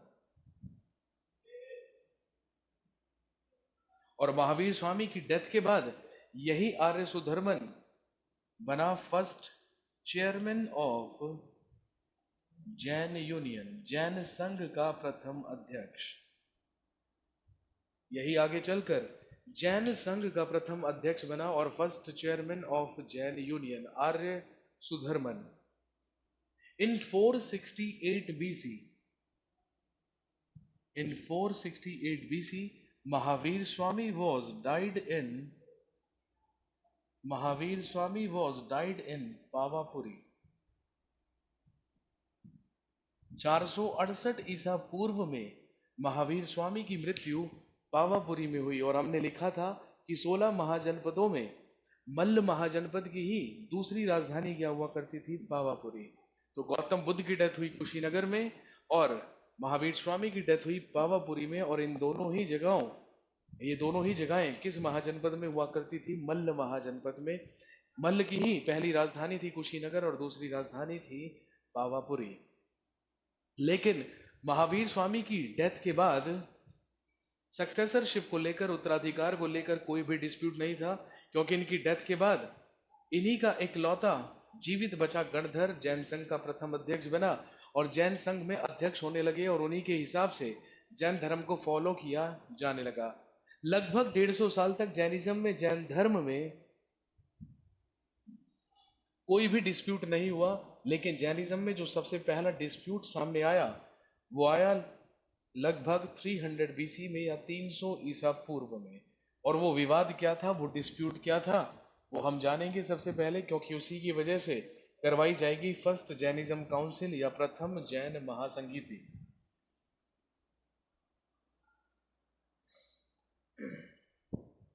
महावीर स्वामी की डेथ के लगभग 150 साल के बाद इन अबाउट 300 बीसी, 300 बीसी में, 300 ईसा पूर्व में मगध में जैन धर्म का प्रचार कर रहे थे महावीर स्वामी के सबसे फेमस फॉलोवर्स, जिनके नाम थे स्थूलभद्र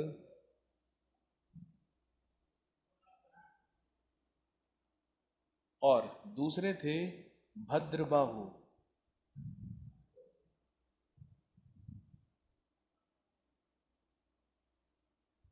300 बीसी में मगध में जमकर जैनिज्म का प्रचार चल रहा था और वो जैनिज्म का प्रचार कर रहे थे स्थूलभद्र और भद्रबाहु नाम के दो जैन भिक्षुक, जिन्हें सबसे फेमस फॉलोअर्स माना जाता है किसका? महावीर स्वामी का।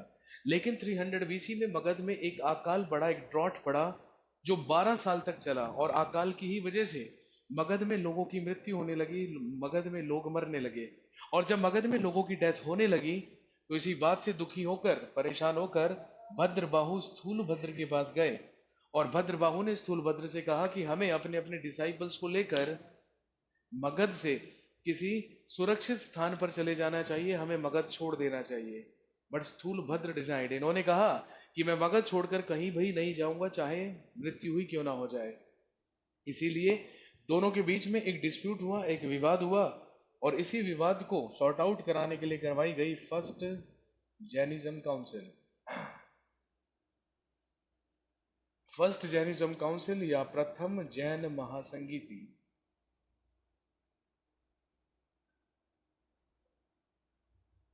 जिसका आयोजन करवाया गया 300 बीसी में and the place was Pataliputra. इसका आयोजन पाटलिपुत्र में करवाया गया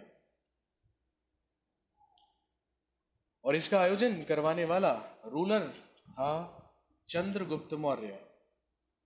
और हम सब जानते हैं Chandragupta Maurya was the ruler of Maurya dynasty. Maurya वंश की स्थापना ही किसने की थी?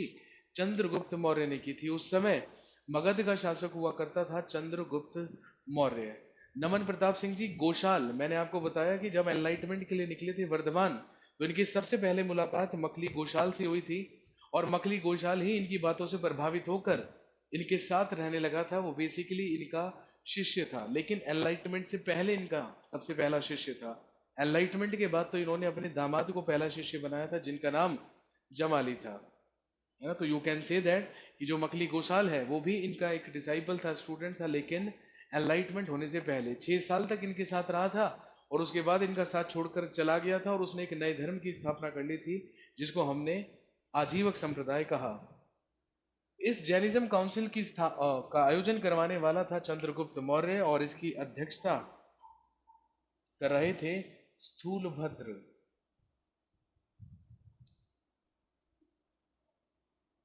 इसकी अध्यक्षता की थी स्थूलभद्र ने, और एक इंपॉर्टेंट काम इस काउंसिल में हुआ था, ध्यान रखेंगे। Jainism was divided into 2 communities. Jain धर्म 2 समुदायों में विभाजित हुआ, एक कहलाए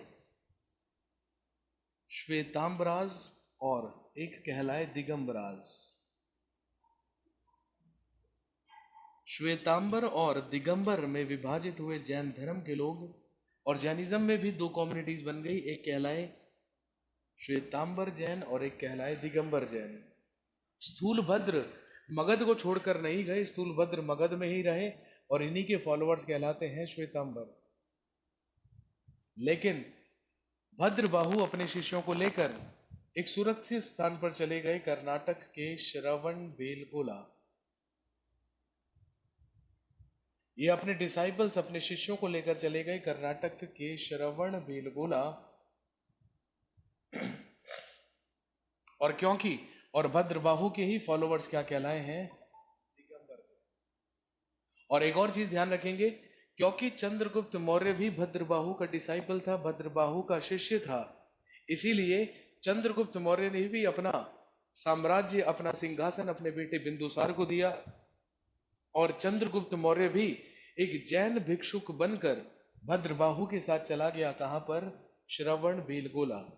और जब ये श्रवणबेलगोला गया तो चंद्रगुप्त मौर्य ने 2 ही साल के बाद संलेखन किया, और संलेखन करने के ही कारण या संथारा करने के ही कारण चंद्रगुप्त मौर्य की मृत्यु हुई।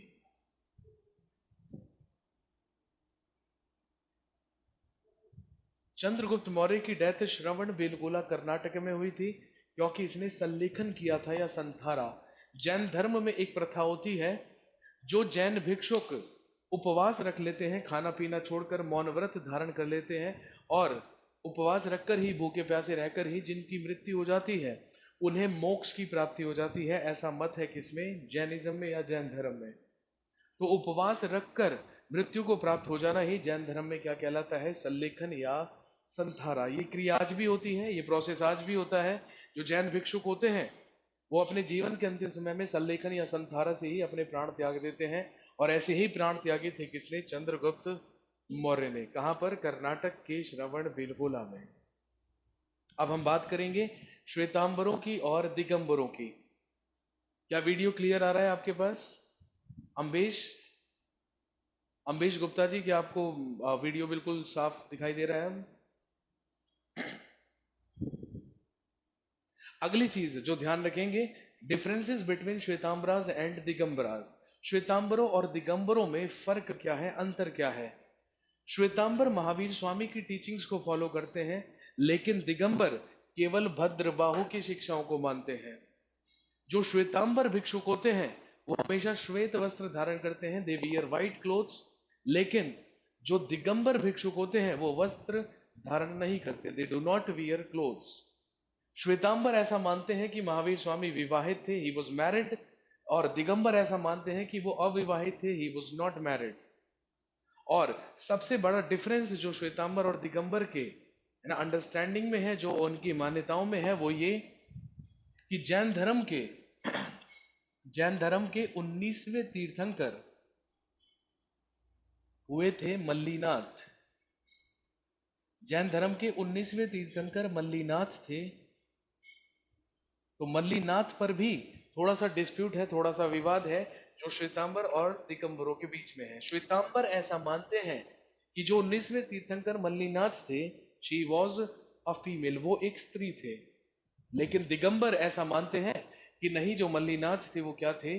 पुरुष थे, क्योंकि स्त्रियों का प्रवेश है ना पूरी तरीके से वर्जित है दिगंबरों के अनुसार। दिगंबर जैन में स्त्रियों को जैन भिक्षुक नहीं बनाया जाता, केवल श्वेतांबरों में ही स्त्रियों को क्या दिया जाता है, प्रवेश दिया जाता है। और यही सबसे इंपॉर्टेंट डिफरेंस है श्वेतांबरों और दिगंबरों में। इसके बाद दूसरी बार जैनिज्म काउंसिल जैन महासंगीति का आयोजन 6th सेंचुरी में करवाया गया, जब कुछ रिफॉर्म्स, कुछ सुधार करने की जरूरत पड़ी, किसमें, जैनिज्म में। इसके बाद हम बात करेंगे सेकंड जैनिज्म काउंसिल की या द्वितीय जैन महासभा की। सेकंड जैनिज्म काउंसिल या द्वितीय जैन महासभा, और इसका आयोजन करवाया गया 513 ईस्वी में, इन 6th सेंचुरी। इसका आयोजन करवाया गया था गुजरात के वल्लभी में, इन वल्लभी गुजरात।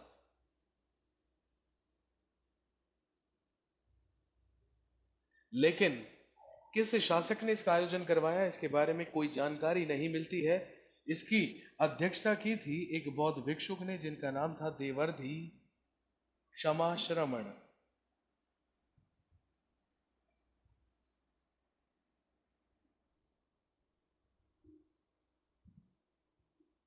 देवर्धि क्षमाश्रमण। और इसमें कार्य हुआ था teachings of Jainism. Teachings of Jainism were scripted. Jain धर्म की शिक्षाओं को, जैन धर्म की शिक्षाओं को लिपिबद्ध किया गया।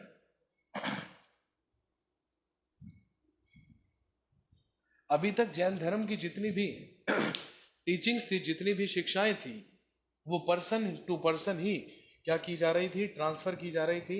लेकिन उन्हें सबसे पहले लिखा गया था, स्क्रिप्टेड किया गया था सेकंड जैनिज्म काउंसिल में, जिसका आयोजन करवाया गया था 513 ईस्वी में। That's all about Jainism. ये आपको पढ़ना है किसमें, जैनिज्म में। तो हमने रिलीजियस मूवमेंट में दो धर्मों के बारे में बात करी, एक बुद्धिज्म और एक जैनिज्म। आप फटाफट से क्वेश्चन पूछिए, उसके बाद हम अगला टॉपिक शुरू करते हैं, जो है राइज ऑफ मगध। और राइज ऑफ मगध टॉपिक में हम स्टार्ट करेंगे उन डायनेस्टीज के बारे में, उन राजवंशों के बारे में, जिनकी शुरुआत भी कहां से हुई थी, मगध से हुई थी।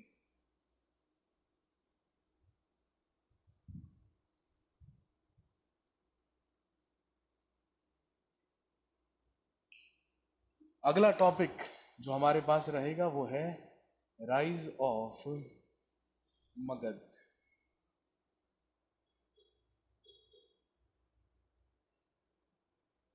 मगध का उत्कर्ष।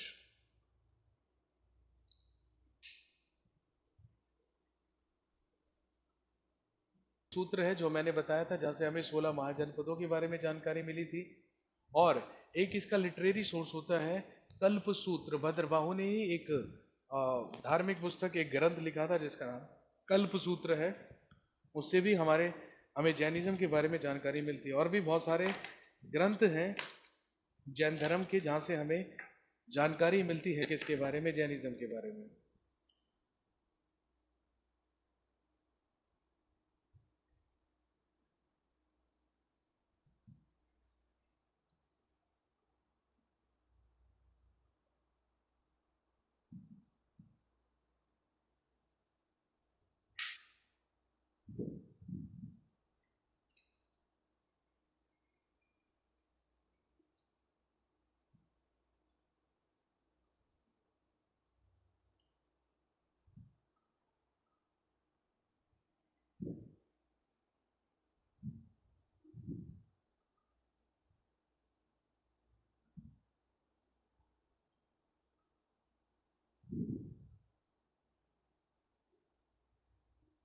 अजय कुमार जी, हिंदू धर्म के बारे में हम बात करेंगे मेनली जब हम गुप्त काल पढ़ेंगे, जब हम गुप्ता पीरियड के बारे में बात करेंगे। ठीक है, तो वहीं पर रिबर्थ होगा हिंदुइज्म का, तो उसके बारे में हम बात उसी वाले टॉपिक में करेंगे। पार्श्वनाथ द्वारा दिए गए जो 4 महाव्रत थे, है ना, उन्हीं में 5वां महाव्रत महावीर स्वामी ने जोड़ा था, जो ब्रह्मचर्य है। नमन प्रताप सिंह जी, है ना, ये जो 5वां है ना, आप बता रहे हैं महावीर स्वामी के द्वारा जोड़ा गया ब्रह्मचर्य है, ये 5वां महाव्रत था। क्योंकि पार्श्वनाथ के द्वारा दिए गए 4 महाव्रत माने जाते हैं और महावीर स्वामी के द्वारा 5। तो 4 वही थे जो पार्श्वनाथ ने दिए थे, 5वां इन्होंने सिर्फ उसमें ऐड किया था, ब्रह्मचर्य।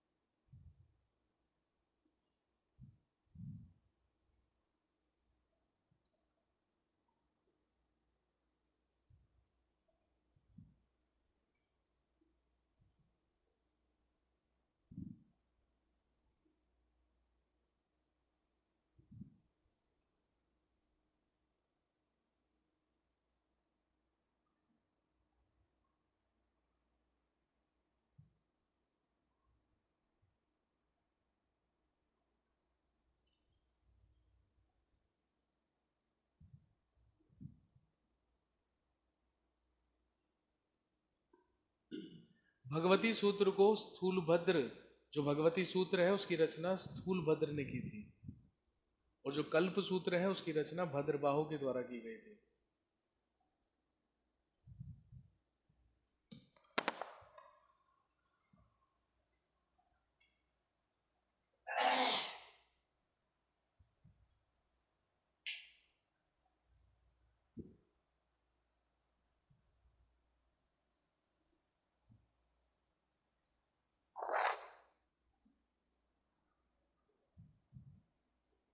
एंशियंट इंडिया में आपको डेट्स है ना याद नहीं करनी है। आप अगर आप डेट्स को लेकर थोड़ा सा डरे हुए हैं या आप चिंतित हैं तो आप बिल्कुल भी टेंशन मत लीजिए। आपको एंशियंट इंडिया में डेट्स याद करने की बहुत rarest of the rare case में ऐसा हो सकता है कि आपसे कोई तारीख पूछ ली जाए, अदरवाइज एंशियंट इंडिया में डेट्स वगैरह नहीं पूछी जाती हैं।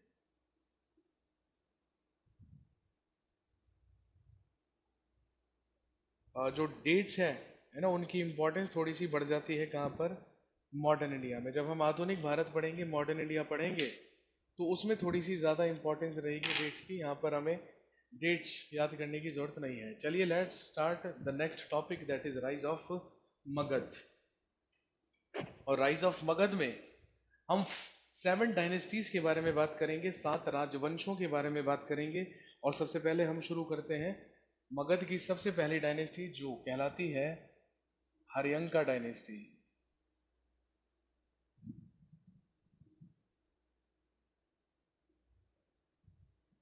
हर्यंका डायनेस्टी या हर्यक वंश।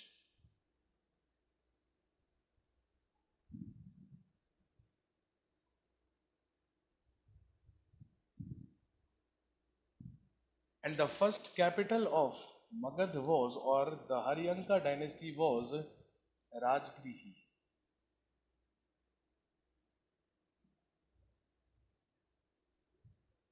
हमारे देश में राजवंशों की शुरुआत मगध से ही हुई, और मगध में सबसे पहला वंश, सबसे पहली डायनेस्टी आई हरियंका डायनेस्टी या हरियक वंश, लगभग 544 ईसा पूर्व से लेकर 412 ईसा पूर्व तक। And the founder of this dynasty was Bimbisara. Bimbisara नाम के ही एक शासक ने स्थापना की थी मगध में हर्यक वंश की।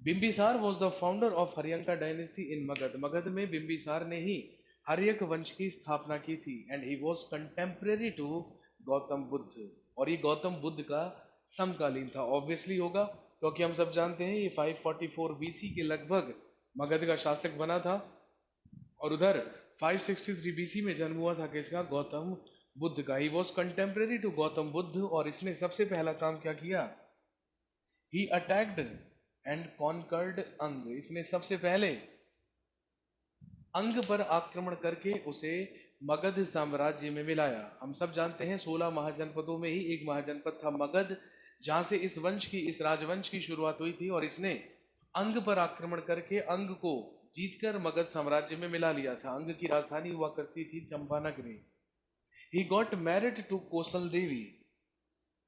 इसने कोसल देवी के साथ विवाह किया। He got married to Kosala Devi इसने कोसल देवी के साथ विवाह किया था। कोसल महाजनपद की ही राजकुमारी हुआ करती थी कोसल देवी, जिससे शादी हुई थी बिंबिसार की। और कोसल देवी के ही भाई कोसल के राजा प्रसेनजीत ने, कोसल देवी का भाई हुआ करता था राजा प्रसेनजीत, और इसी प्रसेनजीत ने दहेज में बिंबिसार को दिया था Kashi. He got Kashi in dowry from Prasenjit. इसे दहेज में प्रसेनजीत से काशी प्राप्त हुआ। और हम सब जानते हैं कि काशी की राजधानी ही क्या हुआ करती थी, वाराणसी। कहने का मतलब अब मगध साम्राज्य में दो और महाजनपदों को ऐड कर लिया गया था अंग को जीतकर, और काशी को मिल गया था दहेज में। बिंबिसार से आने वाला सबसे इंपॉर्टेंट सवाल है कि बिंबिसार का एक राजवैद्य हुआ करता था, एक रॉयल फिजिशियन हुआ करता था जिसका नाम था जीवक। और अपने ही राजवैद्य या रॉयल फिजिशियन जीवक को बिंबिसार ने भेजा था अवंती के राजा का इलाज करने के लिए। उस समय अवंती का राजा हुआ करता था चंड प्रद्योत। अवंती के राजा चंड प्रद्योत का इलाज करने के लिए ही बिंबिसार ने अपने राजवैद्य जीवक को अवंती भेजा था, क्योंकि Chand Pradyot was suffering from jaundice, क्योंकि चंड प्रद्योत को पीलिया हुआ था। और आपको याद होगा 16 महाजनपदों में एक महाजनपद था अवंती, जिसकी उत्तरी राजधानी उज्जैन थी और दक्षिणी राजधानी माहिष्मती। उसी अवंती के राजा चंड प्रद्योत का इलाज करने के लिए भेजा गया था बिंबिसार के राजवैद्य को, जिसका नाम था जीवक, क्योंकि इसे पीलिया हुआ था, ये पीलिया ग्रस्त था। He was suffering from jaundice. Bimbisara की हत्या इसी के बेटे ने की। कहने का मतलब हमारे इतिहास के सबसे पहले राजवंश के सबसे पहले राजा की हत्या उसी के बेटे के द्वारा की गई। बिंबिसार की हत्या करके इसका बेटा ही अर्यक वंश का अगला शासक बना, जिसका नाम था अजात शत्रु। बिंबिसार को मारकर इसी का बेटा सिंहासन पर बैठा था, जिसका नाम था अजात शत्रु।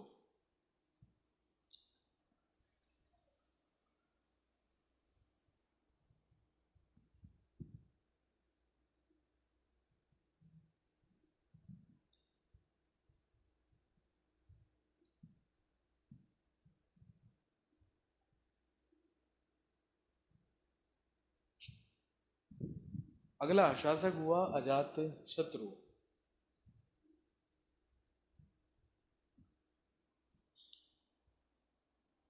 सबसे ही पहला सवाल आपसे पूछेंगे कि बताइए गौतम बुद्ध और महावीर स्वामी दोनों की मृत्यु एक ही रूलर के शासनकाल में हुई थी। वो रूलर कौन था? तो हम सब जानते हैं 483 बीसी में डेथ हुई थी गौतम बुद्ध की, और 468 बीसी में डेथ हुई थी महावीर स्वामी की। और वो दोनों ही रूलिंग पीरियड किसके हैं? अजात शत्रु के। तो we can say that both Gautam Buddha and Mahavir Swami was died in the ruling period of Ajatashatru. अजात शत्रु के ही शासनकाल में गौतम बुद्ध भी और महावीर स्वामी की भी मृत्यु हुई थी। अजात शत्रु ने वज्जी पर आक्रमण करके इसे मगध साम्राज्य में मिलाया था। हमने पढ़ा था कैपिटल ऑफ वज्जी वॉज विदेह और मिथिला। वज्जी महाजनपद की राजधानी विदेह और मिथिला हुआ करती थी, और इसने वज्जी पर ही अटैक करके उसको मगध साम्राज्य में मिलाया था। अजात शत्रु ने ही अजात शत्रु ने ही युद्ध में दो नए तरीके के हथियारों का, दो नए वेपन्स का इस्तेमाल करना शुरू किया था। नमन प्रताप सिंह जी, ठीक है, आप बोल रहे हैं कि लिखने तो दिया करो, आप लिख क्यों रहे हैं? मेरे को तो ये समझ में नहीं आता। जब आपके पास नोट्स अपलोडेड हैं तो आप लिख किस खुशी में रहे हैं, ये बताइए। आपने नोट्स बनाने के लिए ऑनलाइन पोर्टल ज्वाइन किया है? मेरे भाई नोट्स तो मार्केट में बने बनाए मिलते हैं ना। इतिहास की किताब उठाइए जो मैं आपको लिखवा रहा हूँ, है ना, ये मैं अपने मन से स्टोरी नहीं बना रहा हूँ, ये सारी की सारी किताबों में लिखी हुई है। तो आप इसको लिख क्यों रहे हैं? मेरे को ये समझ में नहीं आ रहा, है ना। अगर आपको लिखना है तो मैंने नोट्स अपलोड क्यों करवाए? मुझे नोट्स अपलोड करवाने की क्या जरूरत है अगर आपको सारा का सारा लिखना है साथ में? This is not classroom and you are not, है ना, स्टडिंग इन स्कूल, है ना। आप बड़े हो चुके हैं। आर यू ग्रेजुएट नमन प्रताप सिंह? क्या आप ग्रेजुएट हैं? अगर आप ग्रेजुएट हैं तो मेरे हिसाब से आपका मेंटल डेवलपमेंट इतना हो चुका होगा कि दिस इज कोचिंग मेरे भाई, है ना। This is not spoon feeding. मैं स्पून फीडिंग नहीं करूंगा यहाँ पर, ठीक है। मुझे समझ में ही नहीं आ रहा कि आप क्या लिखना चाह रहे हैं और ऐसा इसमें आप क्या लिख रहे हैं, ठीक है, जो आपको नहीं समझ में आ रहा। है ना, नोट्स अपलोडेड हैं यार, नोट्स में सारी की सारी चीजें लिखी हुई हैं। अगर हैंड रिटन से ज्यादा समझ में आता है नमन प्रताप सिंह जी, तो go and take offline class, आप क्लासरूम में बैठ के पढ़िए। ठीक है, ऑनलाइन क्लास में आप क्या आप एक्सपेक्ट कैसे कर सकते हैं कि आप सारी की सारी चीजें लिख लेंगे? और अगर फिर भी आपको लिखनी है तो पहले स्टेनो सीखिए। स्टेनो सीखेंगे तो उसमें आपकी स्पीड तेज रहेगी और आप बहुत तेजी से लिख पाएंगे। ठीक है ना, क्योंकि यार ये स्पून फीडिंग नहीं है, आप स्कूल में थोड़ी पढ़ रहे हैं कि आपको लिखना है पहले रंग बिरंगे पेन इस्तेमाल करके। ठीक है, उसकी कोई जरूरत नहीं है। सिलेक्शन लेने आए हो या आप यहाँ पे नोट्स बनाने के लिए आए हो, ये बताइए? है ना, नोट्स वोट्स बनाने से कोई फायदा नहीं होगा। नोट्स तब तक बेकार है जब तक आपको चीजें याद ना हो।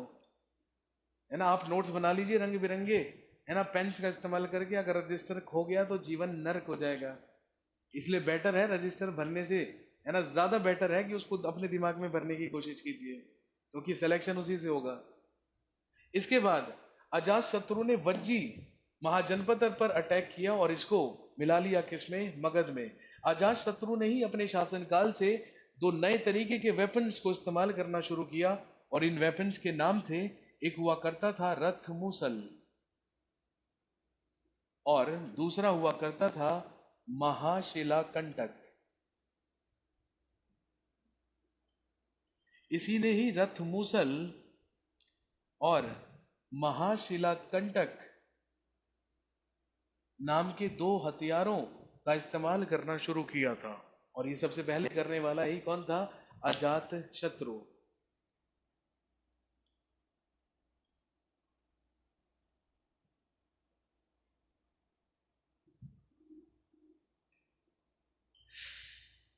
अगली चीज अजात शत्रु से इंपॉर्टेंट, हम सब जानते हैं अजात शत्रु ने ही 483 बीसी में फर्स्ट बुद्धिस्ट काउंसिल का आयोजन करवाया था। क्योंकि हम सब जानते हैं 483 बीसी में ही डेथ हुई थी किसकी? गौतम बुद्ध की। और जिस वर्ष गौतम बुद्ध की मृत्यु हुई थी, उसी वर्ष अजात शत्रु ने 483 बीसी में प्रथम बौद्ध महासभा का आयोजन करवाया, और बुद्ध के शरीर के अवशेषों पर 8 स्तूपों का भी निर्माण करवाया। किसने? अजात शत्रु ने। लेकिन अजात शत्रु के साथ भी वही हुआ जो बिंबिसार के साथ हुआ था। बिंबिसार की हत्या उसके पुत्र अजात शत्रु ने की थी, तो अजात शत्रु की हत्या उसके पुत्र उदयन ने की, और अजात शत्रु की हत्या करके अगला शासक बना उदयन। अगला शासक बना उदयन, जिसने अजात शत्रु को मारकर सिंहासन हासिल किया।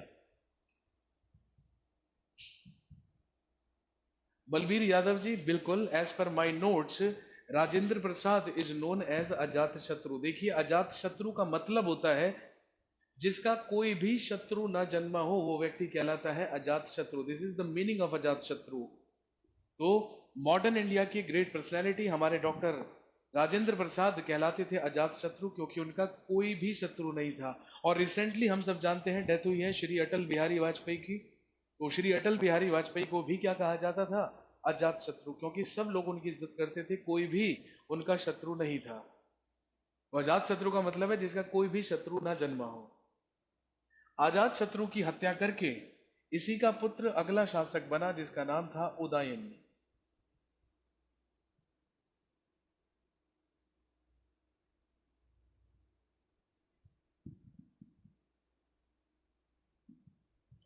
एक ही इंपॉर्टेंट क्वेश्चन बनेगा उदयन से, आपसे पूछा जाएगा who was the founder of Pataliputra? Udayan founded a new city named Pataliputra. Udayan ने ही पाटलिपुत्र नामक शहर की स्थापना की थी। हम सब जानते हैं बिहार की राजधानी है पटना, और पटना का ही पुराना नाम क्या है? पाटलिपुत्र। पाटलिपुत्र को बसाया था उदयन ने ही, जो हर्यक वंश का राजा था। बाद में इसका नाम पटना तो किसने रखा था? शेरशाह सूरी ने। शेरशाह सूरी ने इस जगह को पटना के नाम से दोबारा बसाया था, but initially that was known as Pataliputra और पाटलिपुत्र। इसने पाटलिपुत्र नामक शहर की स्थापना की और अपनी राजधानी को राजगृह से शिफ्ट कर लिया। कहां पर? पाटलिपुत्र। इसीलिए मैंने आपको लिखवाया था मगध की दूसरी राजधानी ही क्या बनी थी? Pataliputra. Pataliputra was second capital of Magadh. Udayan के बाद इस वंश में और 3 शासक हुए। उदयन के बाद राजा बना अनिरुद्ध नाम का रूलर।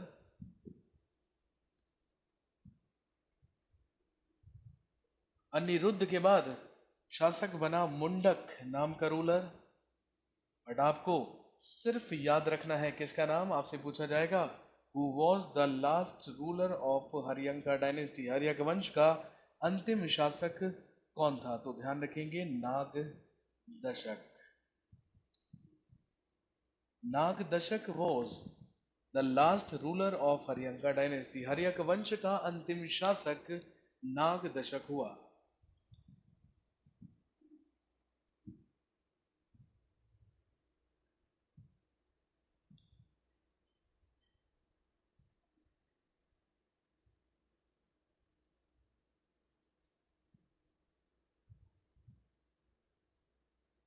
इसके बाद नाग दशक का ही एक प्रधानमंत्री हुआ करता था। ध्यान रखेंगे मगध साम्राज्य में या मगध में प्रधानमंत्री को कहा जाता था महामात्य।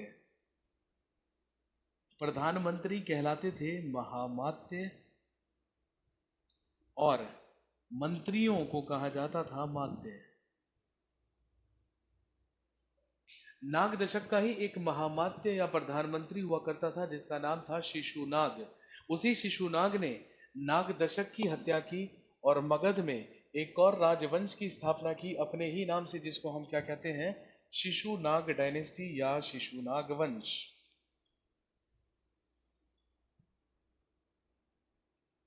मगध का अगला राजवंश हुआ शिशुनाग डायनेस्टी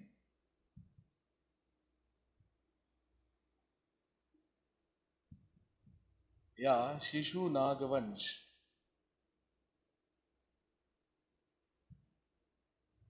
लगभग 412 बीसी से 344 बीसी तक।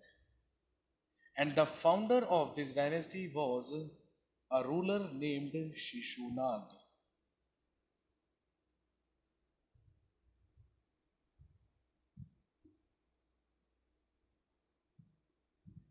शिशुनाग वंश की स्थापना की थी शिशुनाग नाम के शासक ने, और इसने सबसे पहला काम क्या किया, he attacked on Avanti and destroyed Pradyota dynasty. इसने अवंती पर आक्रमण करके प्रद्योत वंश का अंत किया।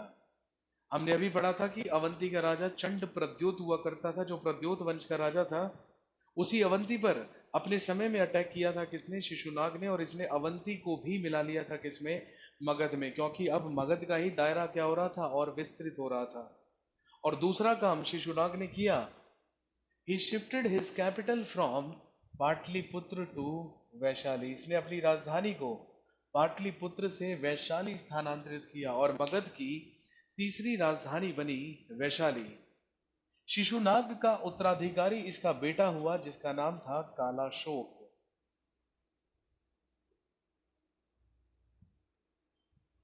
He was succeeded by his son जिसका नाम था कालाशोक। इसका उत्तराधिकारी इसका पुत्र कालाशोक हुआ। और हमने पढ़ा था कि इसी कालाशोक ने in 383 BC Kalashoka organised second Buddhist council in Vaishali. Kalashoka ने ही 383 ईसा पूर्व में दूसरी बौद्ध महासभा का आयोजन करवाया था, जिसमें स्थावीर और महासंघिक में बटे थे बौद्ध धर्म के फॉलोवर्स। और कालाशोक ने दूसरा काम क्या किया, he again shifted his capital from Vaishali to Pataliputra. ये दोबारा से अपनी राजधानी वैशाली से कहां लेकर चला गया, पाटलिपुत्र।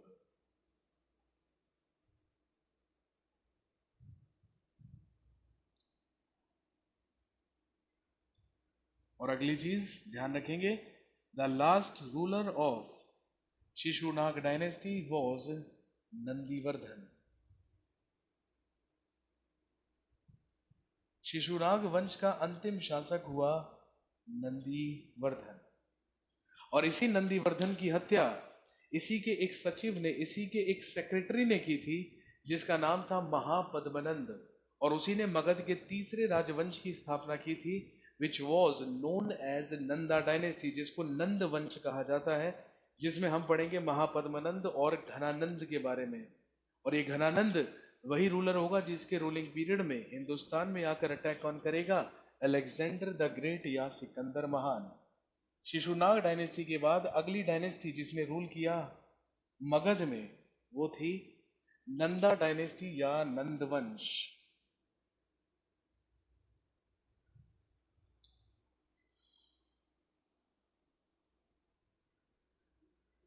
नंदा डायनेस्टी या नंदवंश।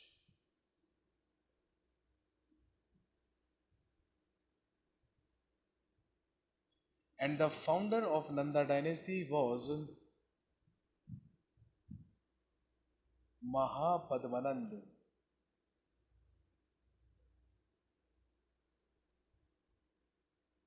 नंद वंश की स्थापना महापद्मनंद के द्वारा की गई। महापद्मनंद के बारे में भी जानकारी हमें ज्यादातर जैन और बौद्ध ग्रंथों से ही प्राप्त होती है और उन्हीं मान्यताओं के अनुसार, उन्हीं ग्रंथों के अनुसार ऐसा माना गया है कि महापद्मनंद ने ही नंद वंश की स्थापना की थी मगध में, जो मगध का तीसरा राजवंश था। और इसके उत्तराधिकारी इसके 8 बेटे थे।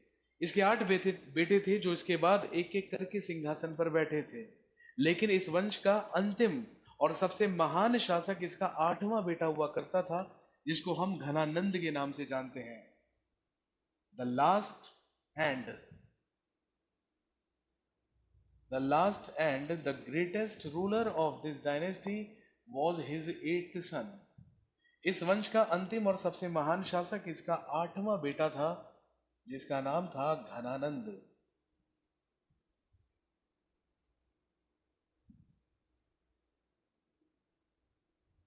इस वंश का सबसे महान और आखिरी शासक था घनानंद, जो इसका 8वें नंबर का बेटा था। और क्योंकि भारतीय इतिहास में घनानंद ने ही सबसे पहले स्थायी सेना रखी थी या स्टैंडिंग आर्मी रखी थी, इसीलिए Ghanananda is known as first सम्राट ऑफ इंडिया। इसी को कहा जाता है भारत का प्रथम सम्राट, क्योंकि इसी ने सबसे पहले इतिहास में स्थायी सेना रखी थी या स्टैंडिंग आर्मी रखी थी। घनानंद के ही रूलिंग पीरियड में इन 326 BC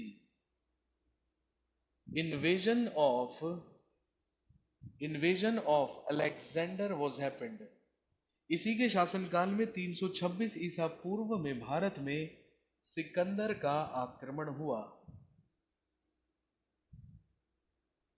इसी के शासनकाल में इंडिया में अटैक करने के लिए आया था अलेक्जेंडर या सिकंदर। और हम सब जानते हैं Alexander was a Greek ruler, ये एक यूनानी शासक था जो घनानंद के रूलिंग पीरियड में आया था इन 326 BC। इसी घनानंद की हत्या चंद्रगुप्त मौर्य के द्वारा की गई थी। और किसकी मदद से? चाणक्य की मदद से। हम सब जानते हैं घनानंद के ही दरबार में उसके महामात्य हुआ करता था चाणक्य, लेकिन क्योंकि घनानंद ने एक बार बेइज्जत करके चाणक्य को निकाला, इसीलिए उसी चाणक्य ने अपने ही एक शिष्य चंद्रगुप्त मौर्य से हत्या करवाई घनानंद की। और चंद्रगुप्त मौर्य ने ही घनानंद की हत्या करके मगध के सबसे इंपॉर्टेंट और सबसे बड़े राजवंश की स्थापना की, जिसको हम कहते हैं मौर्य डायनेस्टी या मौर्य वंश। आज की कहानी यहीं पर रोकेंगे।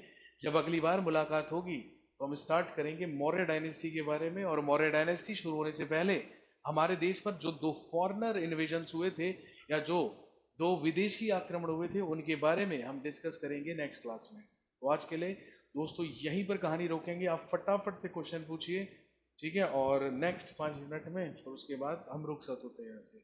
चलिए जी, रक्षाबंधन की हार्दिक शुभकामनाएं आप सभी लोगों को, ठीक है? और नेक्स्ट वीक जब हमारी क्लास होगी तो वहीं से हम आगे बढ़ते हैं। चलिए, तब तक के लिए गुड बाय।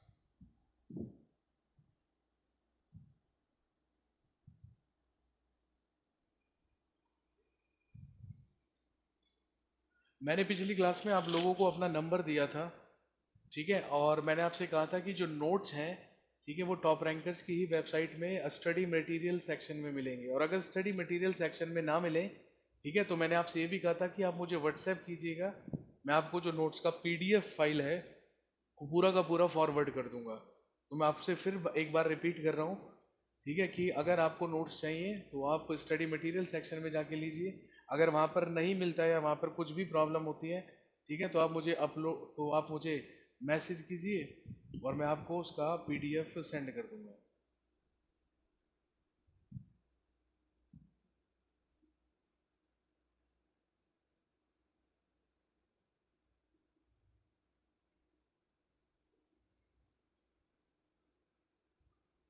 मैं आपको अपना नंबर दोबारा से भेज रहा हूँ लिखकर, ठीक है, आप उसको सेव कर लीजिएगा। और जब आप मुझे मैसेज करें व्हाट्सएप पर तो प्लीज़ अपना नाम और अपना बैच लिखकर भेज दें ताकि मुझे पहचान में आ जाए कि मैसेज किसने किया है।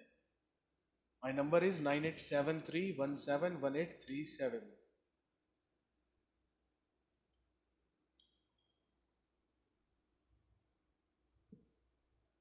My number is 9873171837।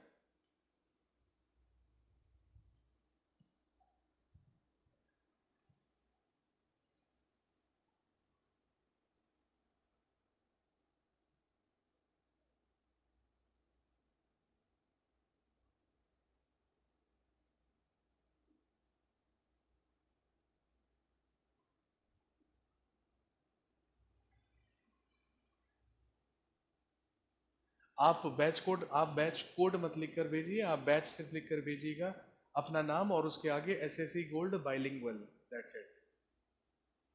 SSC gold bilingual is your batch. Naman Pratap Singh ji, questions without making points. देखिए, आपके पास नोट्स अपलोडेड है, ठीक है, और आपको मैंने बता दिया, और मैं हमेशा आपको बताकर जाता हूँ कि मैं अगली क्लास में क्या पढ़ाऊंगा, ठीक है। तो मैं आपको एक बेसिक सी अंडरस्टैंडिंग देता हूँ नमन प्रताप सिंह जी। आपको पता है कि अगली क्लास में हम मौर्य डायनेस्टी पढ़ेंगे, ठीक है, तो नोट्स निकाल कर सारे के सारे पॉइंट्स आपको जो भी बनाना है वो सब बना कर रखिएगा, और अगली बार जब मिलेंगे तो मुझसे क्वेश्चन आस्क कीजिएगा। बिल्कुल सही तरीका तो यही है।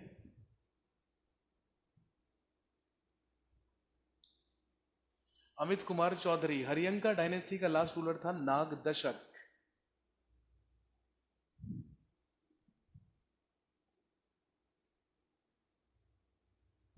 Nagdashak was the last ruler of Haryanka dynasty. मैंने अभी लिखा भी था बोर्ड पर, वही उसका अंतिम शासक। क्या चीज है वो? ओके, अभी अभी अभी एडमिन की तरफ से आपको एक लिंक भेजा गया जिसमें लिखा हुआ है attempt weekly test after this class, ठीक है। तो आप जैसे ही ये क्लास खत्म होगी तो आप इस लिंक पर जाकर आप टेस्ट दे सकते हैं। बेसिकली वीकली एक एक टेस्ट कंडक्ट करवाया जाता है ताकि आप उससे अपने आप को एनालाइज कर सकें कि अभी आपका स्कोर कितना है और आपको कितना और ज़्यादा बढ़ाना है। तो ये जो लिंक है आप इससे टेस्ट अटेम्प्ट कर सकते हैं। क्लास खत्म होने के बाद आप इस पर है ना टेस्ट दीजिएगा और देखिएगा कि आपका स्कोर कितना बनता है। Any other question regarding anything, please let me no.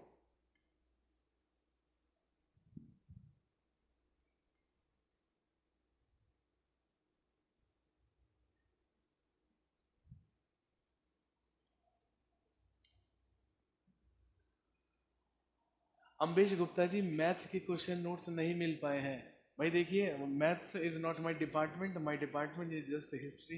मैं आपकी हिस्ट्री के रिगार्डिंग पूरी की पूरी हेल्प कर सकता हूँ अम्बेश गुप्ता जी, या जीएस के रिगार्डिंग मैं आपकी हेल्प कर सकता हूँ, ठीक है। पर मैथमेटिक्स वाला जो डिपार्टमेंट है ना, वो आप रिलेटेड है ना, वो रिलेटेड मंत्रालय से आप उसके लिए कांटेक्ट कीजिए प्लीज। अवंतिका जी, हाँ आप बिल्कुल टेस्ट दे सकते हैं।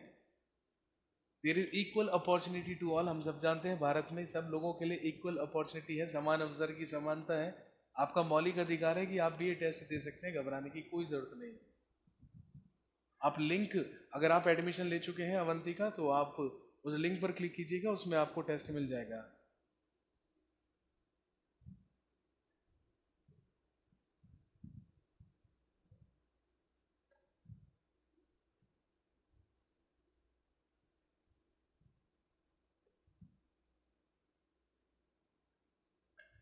हिस्ट्री पढ़ने का इफेक्टिव तरीका क्या है? प्रांशु आर्य, प्रांशु आर्य जी, देखिए सबसे पहले आपको क्या काम करना है। सबसे पहले तो स्टार्ट लाइकिंग हिस्ट्री। सबसे पहले तो आप हिस्ट्री को पसंद करना शुरू कीजिए। अगर आपको हिस्ट्री पसंद होगी तो डेफिनेटली वो अपने आप इफेक्टिव हो जाएगी। और उसको पढ़ने का एक ही तरीका है, ठीक है, आप जितना ज्यादा रीड आउट करेंगे और जितनी ज्यादा चीजों को आप पढ़ेंगे उतनी ही ज्यादा बेटर होती चली जाएंगी, ठीक है। और हिस्ट्री में ऐसा कुछ भी नहीं है यार जो पढ़ के समझ में ना आ सके। नीचे टेस्ट सेक्शन में वीकली टेस्ट है ना? हाँ नमन, शायद है, आप एक बार चेक कीजिएगा। Leena, what is the weightage for history sir? Which exam you are asking about? आप किस एग्जाम के लिए पूछ रहे हैं? अगर आप एसएससी के लिए पूछ रहे हैं तो आप मान के चलिए लगभग एवरेज 3 से 4 क्वेश्चंस आपको मिलेंगे हिस्ट्री से। वेटेज 8 से 10 नंबर हो जाएगी, 6 से 8 नंबर। या सर जीएस को पढ़ने की स्ट्रेटजी, इक्वल अपॉर्चुनिटी सर, क्यों झूठ बोल रहे हो सर जी? अच्छा, अगर मैं झूठ बोल रहा हूँ तो पहले आप आर्टिकल 16 जाके पढ़िए, तब आपको समझ में आएगी बात। आज पढ़कर ऐसा लगा सर आप बहुत अच्छा पढ़ाते हैं। Thank you so much Avantika.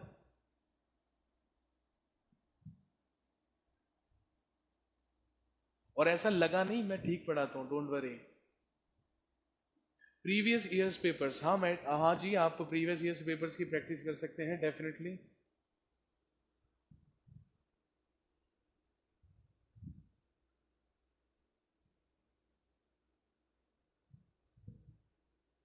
हाँ जी बिल्कुल, मैं बार बार बोल रहा हूँ कि आप सीडीएस भी अगर कर रहे हैं तो आप इसके साथ साथ एनसीईआरटी की किताबें कवर करते चलिएगा।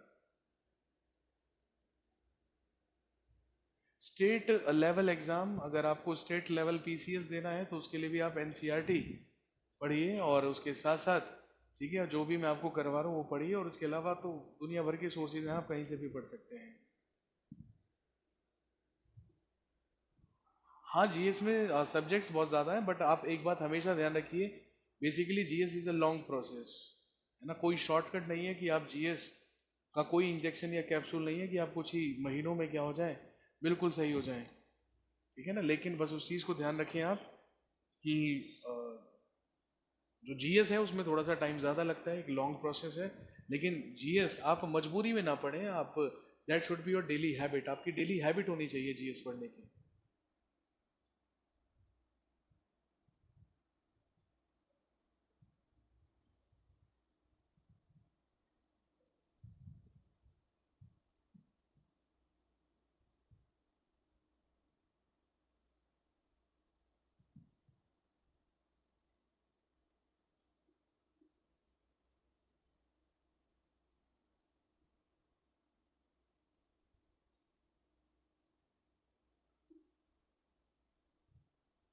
दीपिका जी, अगर आपको यूपी जीएस पढ़ना है, ठीक है, तो अगर आप यूपी पीसीएस का एग्जाम देने वाले हैं और उसमें के लिए आपको यूपी जीएस पढ़ना है, तो उसके लिए आप एक घटना चक्र की बुक खरीदें, उत्तर प्रदेश तथ्यसार 2018, ठीक है, उसमें, या फिर आप परीक्षा वाणी खरीदें उत्तर प्रदेश की, उसमें आपको यूपी से रिलेटेड जीएस मिलेगी।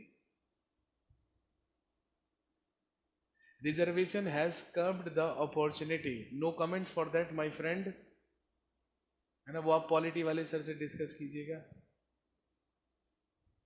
मैं सिर्फ और सिर्फ अपने दायरे में रहकर बात करता हूँ। Maddy ji, you are genius sir ji, thank you so much and love you to.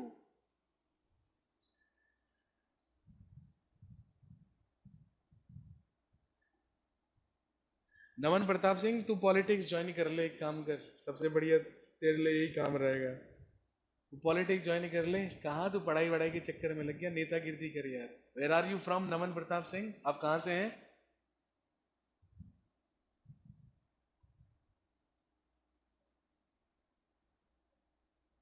Economics की क्लास जल्दी होगी। हाँ, मैंने यूपी के लिए आपको बताया है, एक तो परीक्षा वाणी, ठीक है, मैंने आपको यूपी के लिए बताई है, और एक बुक है घटना चक्र। आप या तो घटना चक्र लीजिए उत्तर प्रदेश पढ़ने के लिए, या फिर परीक्षा वाणी लीजिए, दोनों इलाहाबाद से पब्लिश होती हैं, आपको किसी भी बुक पर मिल जाए, किसी भी बुक शॉप पर मिल जाएंगी।